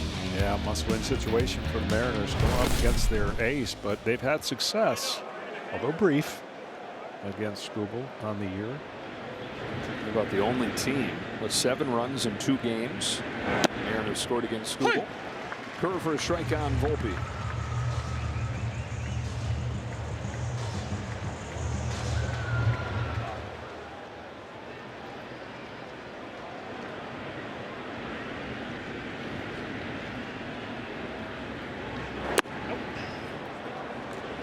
I've seen firsthand, you know, and this is what Yankee fans are going to be trying to figure out, what is their team going to do when they return home. I've been part of series where the narrative changed and flipped quickly, you know, up 2-0 and losing the next 4. So it is possible, if you follow the statistics, you don't feel great about it because the statistics don't bear out the positivity of what could happen. But you have to change the narrative starting in the first inning in New York, with the raucous crowd, with the energy, and then of course with the bats. Talk radio is going to need to buy a few more telephones tonight, I think, for all those calls coming in tomorrow.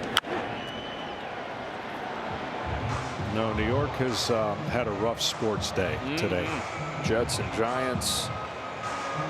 Mets are always fair game. Yeah, the Yankees laying a couple eggs this weekend in Toronto.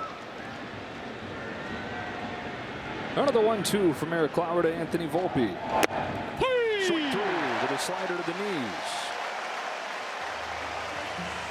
Let's take a spin around the majors, around the first day of the division series. How about those Milwaukee Brewers, dormant for a week with the bye, and then they scored 9 runs over the first 3 innings. Blue Jays with a similar effort, and the 10-1 win over the Yankees. Dodgers and Phillies delivered.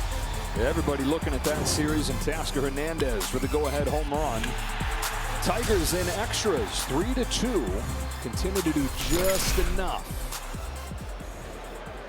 Boy, can you imagine the fan base in Seattle, their last 2 home games they've had in the postseason? Wasn't the last one 18 innings? Lose 1-0. This one had the makings of going another. They only went 11, but Paul Goldschmidt pinch hitting for Austin Wells. First hit of their first at bat of the series for Goldschmidt. He's remained good against left-handed pitching, but he ceded time to Ben Rice at first.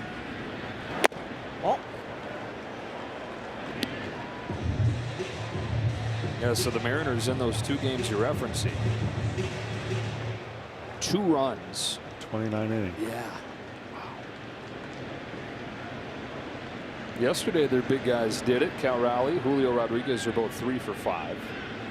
The rest of the team, though, was 0 for 28. Pitching chaos is what A.J. Hinch wants, and that's what he got yesterday. He doesn't care for pitching chaos today. He just wants one dude.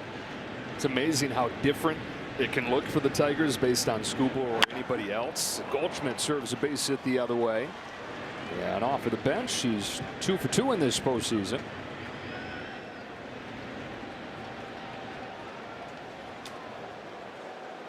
There's the matchup. Luis Castillo has been a whole lot better lately. In fact, his last 4 starts of the regular season, ERA down around 1.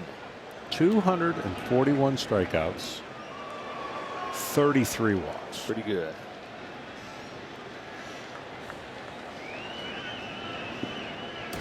Makes his return to Seattle. That's where he pitched his college ball. Seattle University. That's a ball on Trent Grisham. Grisham is 0 for 6.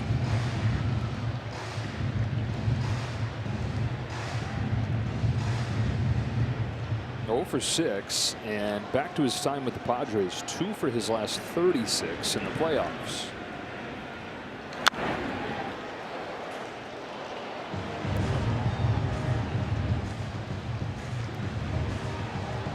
What do they have? 12 strikeouts through the Yankees? Yeah. 13. 13 strikeouts. And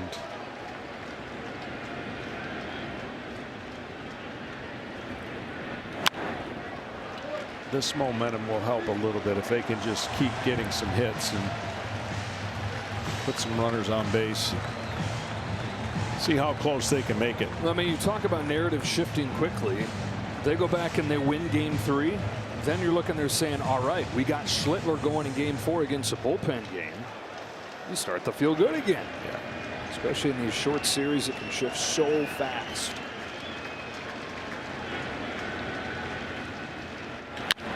Grisham hits it hard and through. First hit of the series for Trent Grisham will load the bases. For Aaron Judge. Was reached twice more in this game. He had a walk in the first inning. He had their first hit. It was an infield single in the 6th. And he's going to face a new pitcher. John Schneider not going to let his lefty Lauer face Judge. Not what John Schneider had in mind for all these different moves. Yeah, right. Take a break. Back for Judge's at bat.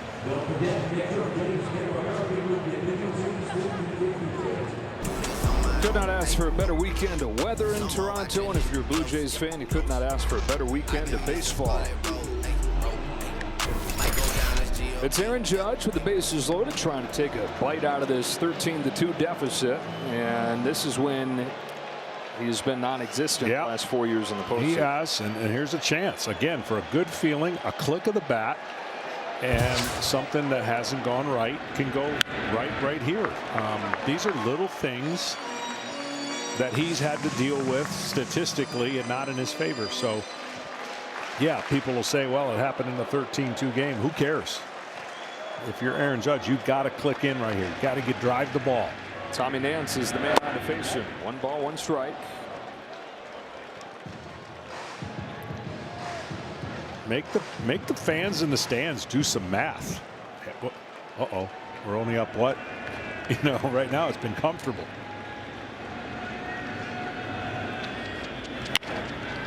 Jam shot, center field. Varsho comes on. It drops in front of him for a base hit. If the throw to third is late, and it is. So it's an RBI single for Aaron Judge, and it's 13-3. See, now I don't have to show that anymore. Get that 0 off. Look, you got to keep fighting. I know baseball has ways to humble you, but keep fighting. Well, the Yankees did not have a hit through 5 innings. They have 8 of them over the last 2. And the scoring started with this man right here, Cody Bellinger, launching a home run. Bases loaded, 1 away, outside, ball 1. Bellinger played in the postseason every year that he's with the Dodgers. Those 6 seasons where he was Rookie of the Year and then he was MVP. First postseason trip since. And it's not insignificant, even though it's a short series, to start getting looks at every single guy they're bringing in, right? It's not insignificant, especially when game 4 is going to be that, if there is a game 4. So every ounce you can push the other team to doing something they wouldn't normally do in a 10-run game, it helps.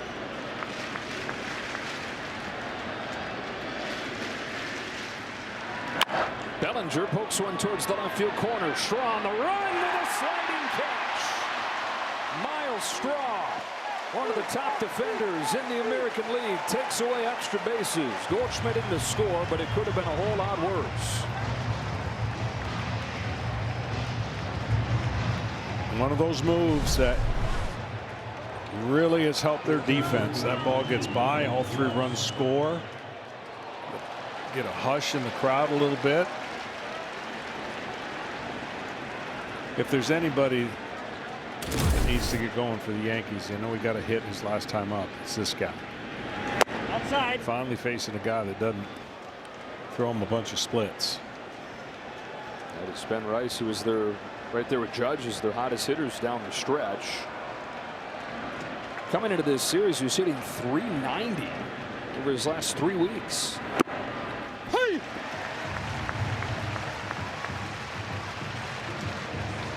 1 for 7 in these 2 games. He's taken over first base from that man right there, Paul Goldschmidt, who pinch hit for the catcher Wells.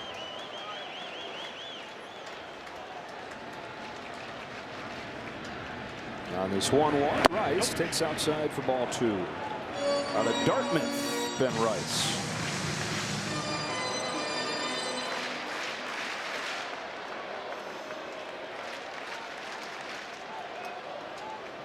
Got Grisham at second, Judge at first.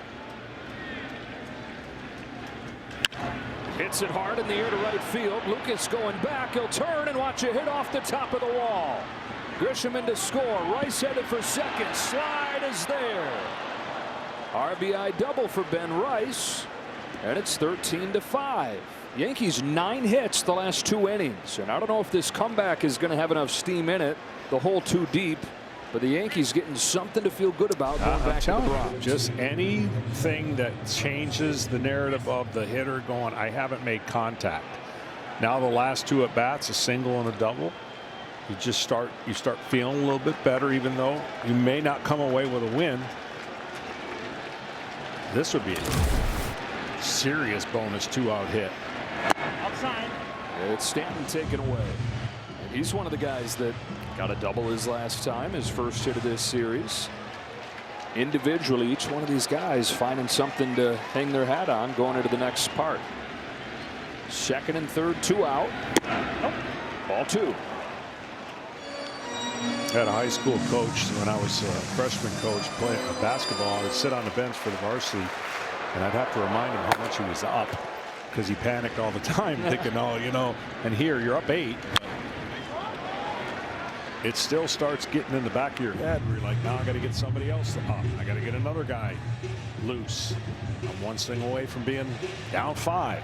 So if I'm panicking, are you telling me chill? Yeah, or is just it chill. No, chill. Everything's fine. All right. Got to get it out here, though. Yep. Starts to get pretty darn interesting. 2-2 on Stanton. 5 1/3 no-hit innings for Trey Savage. 9 hits in 1 2/3 against the Jays pen.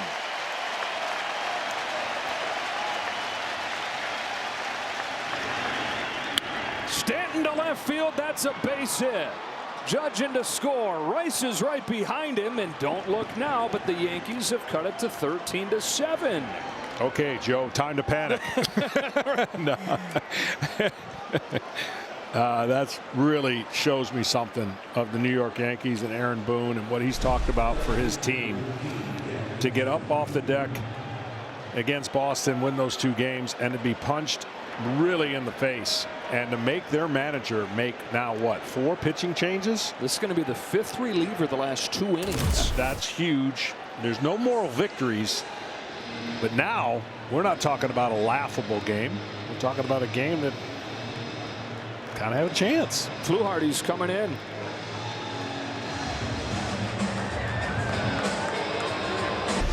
How about these Yankees refusing to just roll over?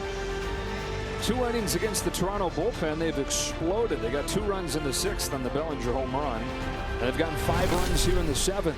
I don't know if they're quite panicking, but they're at least not chill anymore. Hey, they're thinking about it. Getting their calculators out. Yes, and they are. Jazz Chisholm was stand at first and 2 out. Mason Fluharty's on to face him. And the lefty's first pitch is swung on and missed. Fluharty back and forth this year between the Blue Jays and AAA. Had an impressive finish to this year. Struck out 6 of the last 10 batters that he faced, including on the final day of the regular season. Got out of a big jam to help him win the division. Bounce it to first. Guerrero's got it. Well, this has gotten way too interesting if you're a Blue Jays fan. The Yankees fighting a 5-run top of the 7th.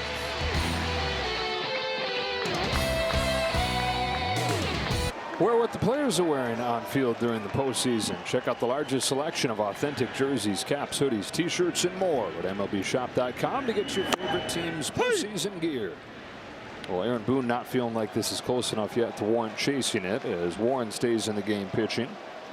Goldschmidt, after pinch hitting, is at first, and Ben Rice catches for the first time in the playoffs. Andres Jimenez swats it foul, and it's 0-2. Yeah, this is the one thing most people don't realize, that decisions are made by the score of the game and how you hit differently, how you choose your pitchers differently, and certainly there are resources worth spending, and then there are some, you know, based on predicament that New York is, they're going to have to use them all.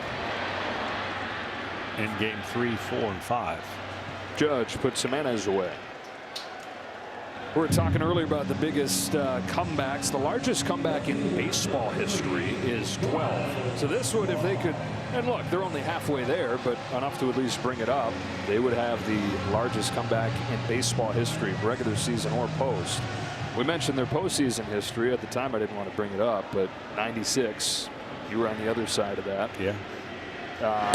And it switches. What was your panic meter like as you saw them coming?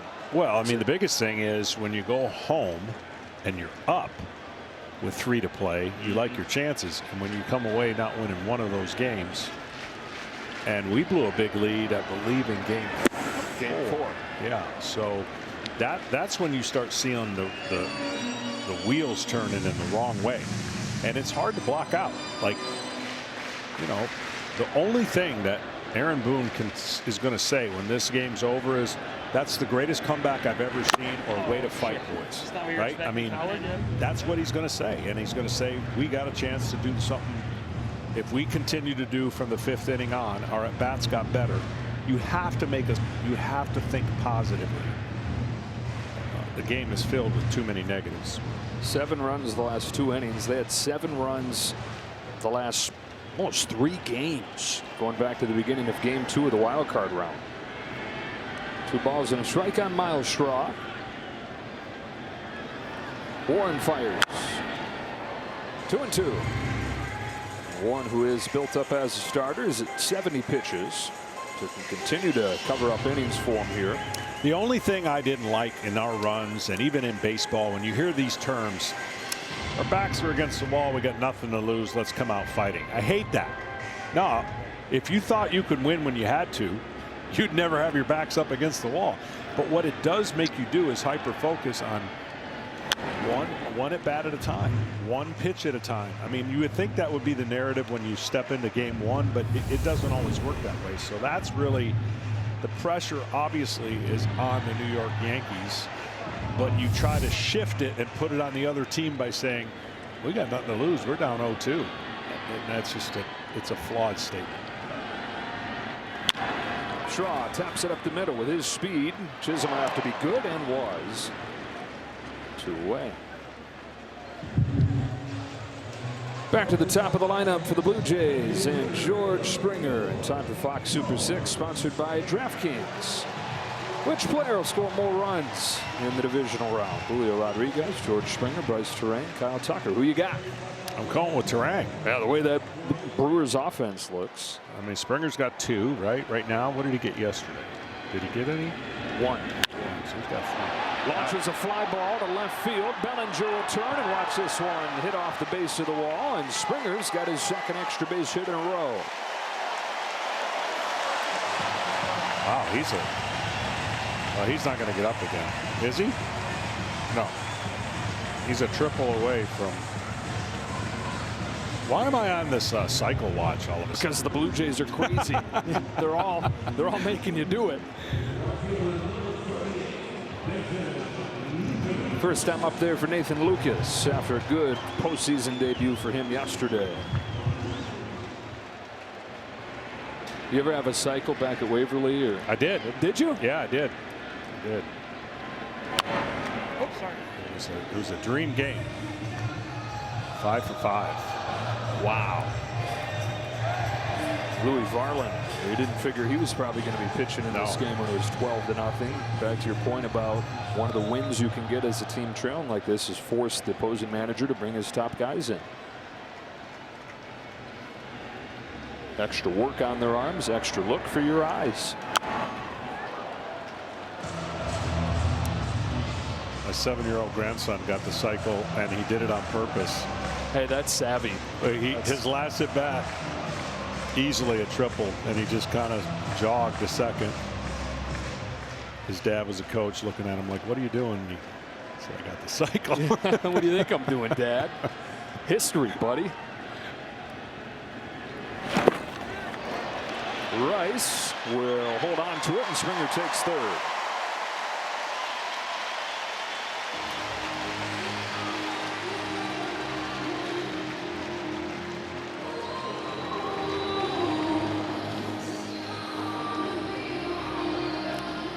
Springer's a fun guy to watch, and how he competes and all that he's been through already, and just this bounce back year for Toronto, you know, for him personally means a lot.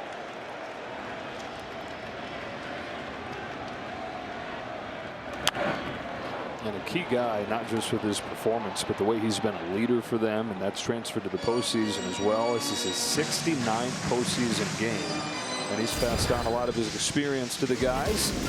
He's been great all year. He's been as good as anybody in baseball since the All-Star break. Yeah, only his teammate, right? Bo Bichette. And the longer this goes, maybe Bo Bichette will be able to be activated.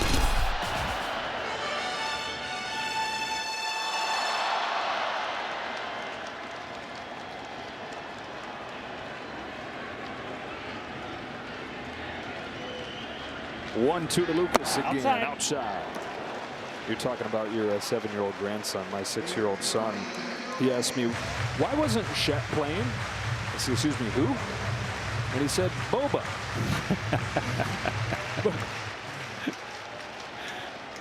I said, son, Boba might be back for the championship series if the Jays get there.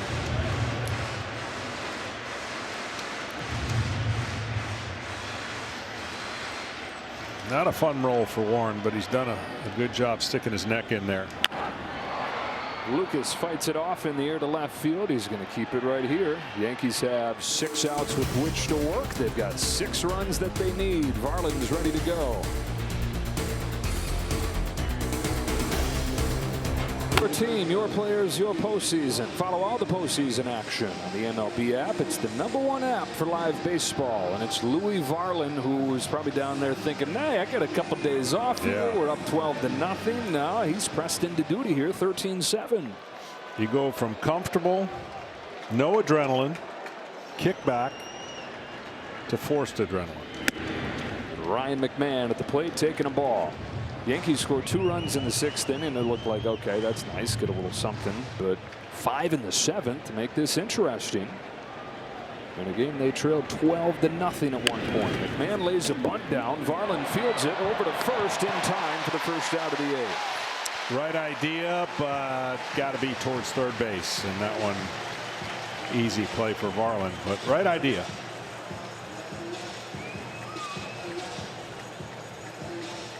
Savage was untouchable, and it was the completely right move for John Schneider to go get him, even though there was no hits allowed. You touched on it. His availability for game 4 is a 12-run lead at that point.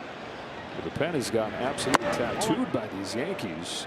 I'll never forget, I'm up 12-1 against the Yankees in game 1 of the World Series in '96, and I'm begging to come out. Yeah. Like, no, got to win this game. I'm like, win this game?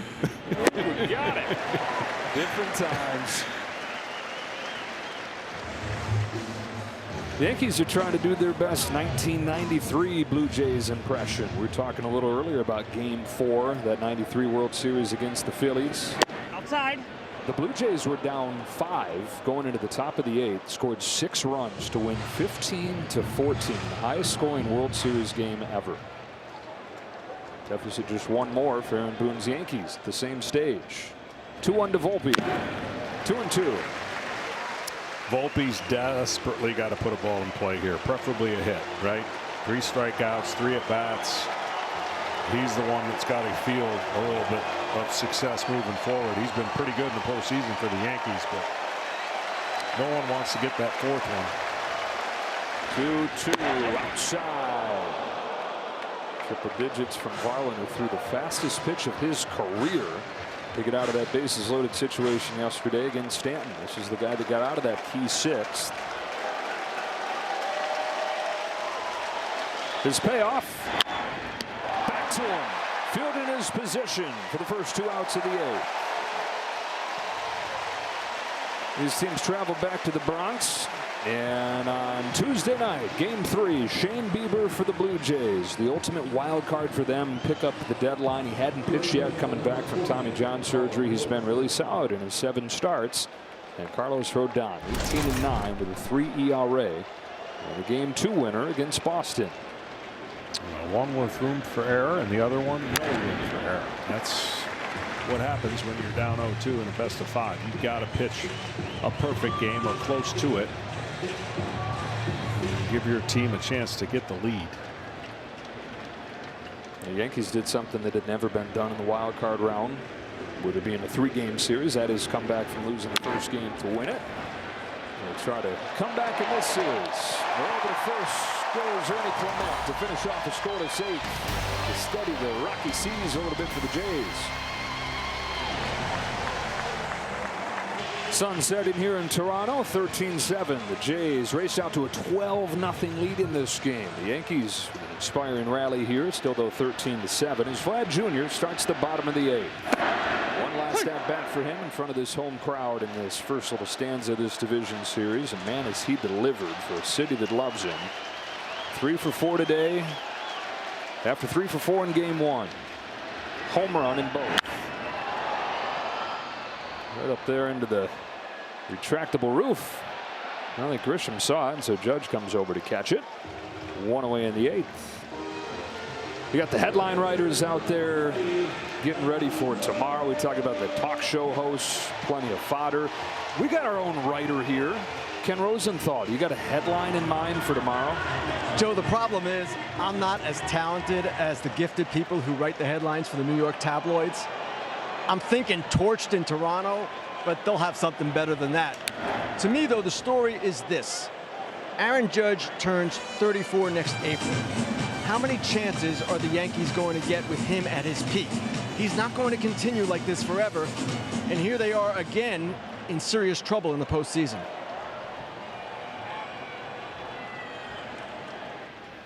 Alejandro Kirk. First of all, bonus points for the alliteration from Kenny on the headline. But then, yeah, it's more than just. You got to zoom out to look at what this means for the franchise in this era. They're going to be facing an early exit, and windows close. Opportunity after opportunity. Perennial postseason team. Kirk into left center field. Bellinger's over to get it for out number 2. We'll get a quick word from FanDuel. Make baseball come alive when you bet live this season with FanDuel. So the pressure will be on those Yankees to extend their season. As Dalton Varsho comes up here, and it looks like that is going to do it for Will Warren. Varsho 4 for 4. Nobody has ever had 5 extra base hits in a postseason game. And he's going to try to do that against Luke Weaver, who looked to get him out in the postseason for the first time.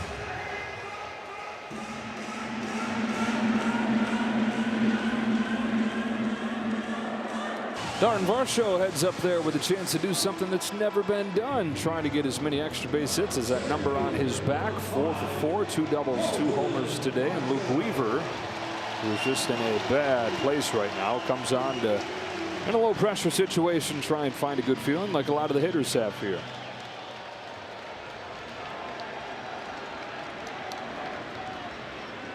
Well, the previous record for total bases in a postseason game for the Jays was 8, so he already had a tie for that his last time up when he went deep. It's a deep fly ball, but to the deepest part of the yard, and it takes 1 pitch for Weaver to get his first out of the postseason.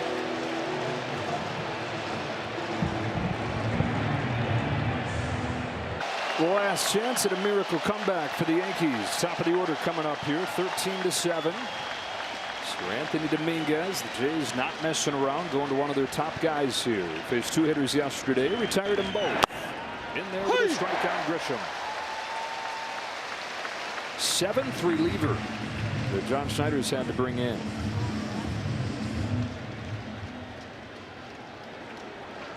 Of course, the off day tomorrow for those guys to get some rest. Grisham hooks this one foul, and it's 0-2.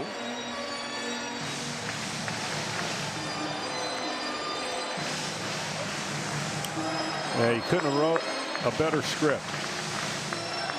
If you're the Toronto Blue Jays manager saying, okay, here's what we're doing in the 6 days off to kind of simulate baseball. And we know all the things that go on with the team with the bye. But then we're going to come out and exercise what we do well and never miss a beat. I just think it's been incredible what Toronto has done. I think the bat-to-ball ability we've seen all year. We saw some power, but not quite to this degree. 7 homers in 2 games. A strikeout of Grisham to open the 9th. So we've given the headline for the Yankees tomorrow, or at least the story for the Yankees tomorrow. Kenny, do you have a headline and or a story in the papers tomorrow for the Blue Jays? Well, my headline would be, first, the combined score, 23-8 of the 2 games as of right now. And then I would say, how do you like this exchange rate? Nice. Now the story would be, oh, I don't know, Savage and Guerrero and Varsho and Clement and on and on and on. And what is so remarkable to me about the Blue Jays, guys, is that if you go back to the start of spring training, you could not see this coming. Vladimir Guerrero Jr. had not yet agreed to his extension. He was a potential free agent. Bo Bichette's still a potential free agent.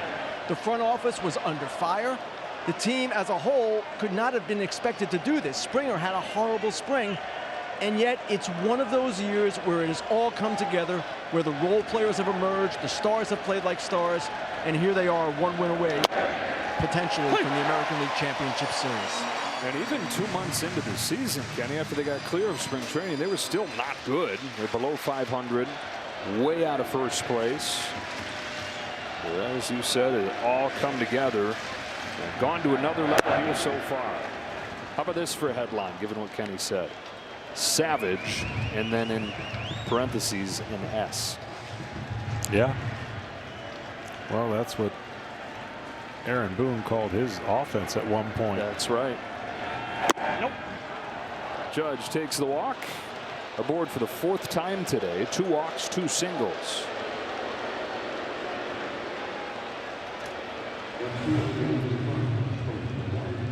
So he's hitting .450 in the playoffs with an on base above 500.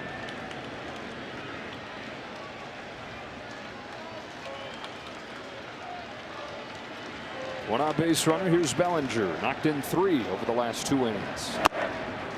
Hey!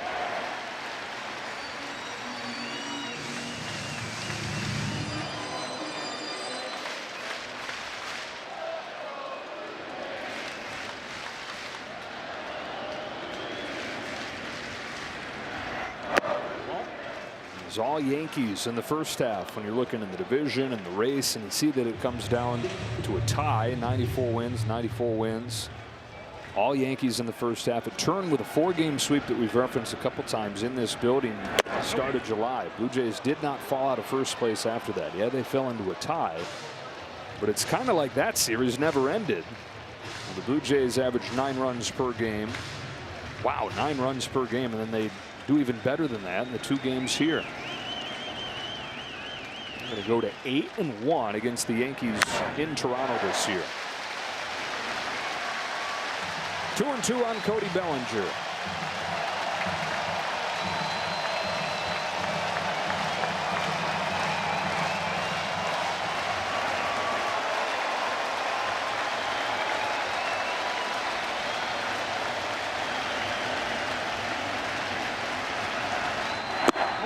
Little low.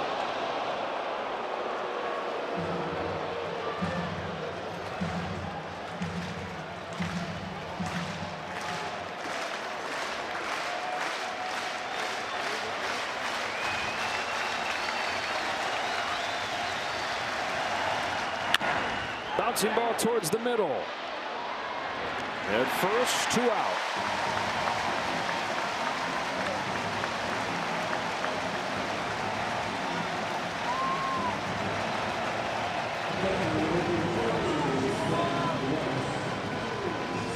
And it's Ben Rice who's gotten his first 2 hits of this series, his last 2 times up.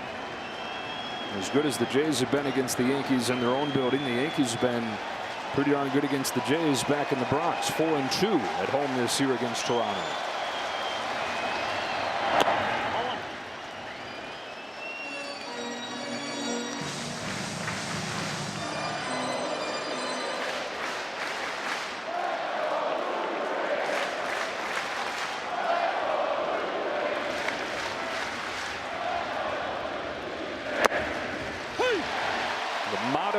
For the Blue Jays in town is want it all. They weren't satisfied just getting their first win in the postseason in 9 years, winning the division for the first time in a decade. Sights set on winning it all. And they have looked every bit the part of a potential World Series champ in these 2 games. No, they have. And really, you think about whatever pitcher's on the mound against them, I don't think they have fear. I think they feel like they can at least compete and put the ball in play and get their hits, because that's what they've shown. Now, I'm sure they wouldn't want to face one of their own. Savage. he might be the equalizer. But if it gets to a game 4, they're going to face the Yankees version of that. Yeah. Cam Schlittler. Well, I got to give the young man credit. Look, there's a couple ways that game could have gone today for him, being unknown. He commanded the baseball. He wasn't off in any way. Didn't have the jitters, or at least didn't look like it. And that was an easy recipe for that to happen. When you think about what he was doing in the regular season and all the jumps he's made, to be that good and that electric at home against the Yankees, man, oh man. As good as Gausman was yesterday, he was better. Wow. Well, that's saying something, because you were raving about yesterday. Yeah. Another 2-2 to Rice. And it's full. You know, it's like in football. You script plays in your first drive and it goes perfect. You're like, great. Then what, right? And you just kind of keep going. Well, you script it as a pitcher. You're like, this is the game plan I want to have. This is what I want to execute. Here's what I want to impose on the other team. And they did it.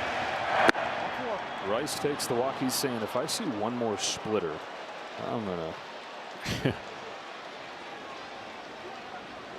So 2 walks in this 9th inning issued by Dominguez. Giancarlo Stanton went 0 for his first 6 in this series and 1 for his first 17 in the postseason. Is 2 for his last 2 and has knocked in a pair.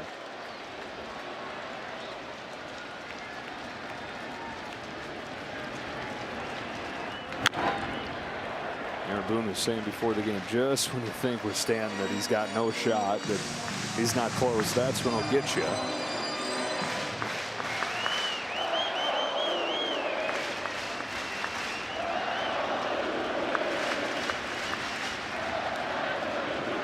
The 0-1 from Dominguez, a swing and a miss, and strike 2.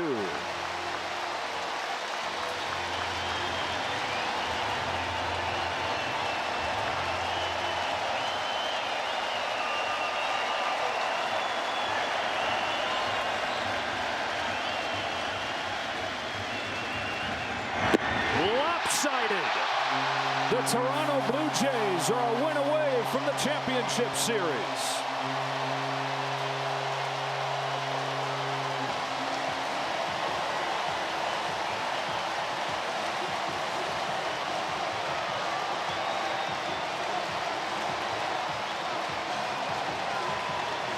Well, this crowd's been unbelievable.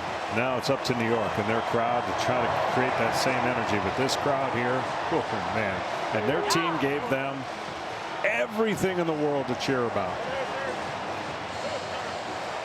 In front of another sellout crowd of 44,000 plus. The Blue Jays offense explodes again, and in these 2 games, 23 runs on 29 hits, 7 of them leaving the yard.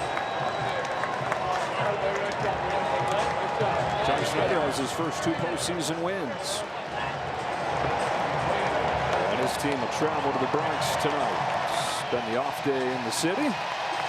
Get ready for game 3 in front of a hostile crowd Tuesday night.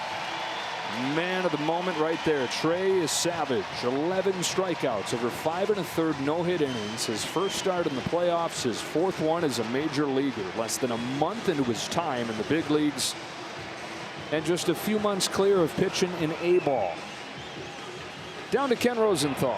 Thanks, Joe. Trey, 5 1/3 innings, no hits, 11 strikeouts. When did you know today would be a special day? I don't know. I mean, when I was out there, I could feel the energy of the crowd, and I just knew something was going to happen. I didn't know it was going to be all that. You said yesterday that you were built for this. Now, I know you pitched some big games at East Carolina, but nothing like on this stage. Why did you say that? Why did you feel that way? I don't know. I pitched with my back against the wall, with a division title on the line. I mean, I'm not built for this. We're built for this. Your parents are here today. A lot of family is here today. What does it mean for you to do this in front of them? It's special. They're my biggest fans. They're my biggest fans, and I love them. And they're my people. Trey, thanks a lot. Joe, back to you. All right, Kenny. Another day for Trey Savage and his family. 13 runs on 15 hits for the Blue Jays. Gets his first win in the big leagues last weekend. Gets his first win in the postseason in his first try. The Blue Jays have a 2-0 series lead as the scene shifts to the Bronx for Game 3 on Tuesday night. The Yankees turn to Carlos Rodon. Shane Bieber will counter for the Blue Jays. Matt Vasgersian and the guys are in studio for plenty more postseason coverage.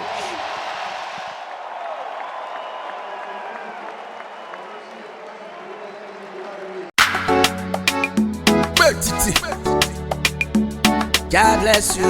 I'm up on this one again. No. Double pro. I met this girl last December. Her name na Monica. She sent me her picture from Twitter. She dey always wear short Nika tie. Monica too fine, no, but Monica too like money. I spend money for Monica. She still the follow. She still the waka. See Monica with trendy boy. I see Monica with the pro. I see Monica with Tomo Healer. GC, now waiting this up. God forbid Monica. Monica no be wife for Matilda. Too much money for Monica. I buy many things for Monica. Yeah. School fees for your brother.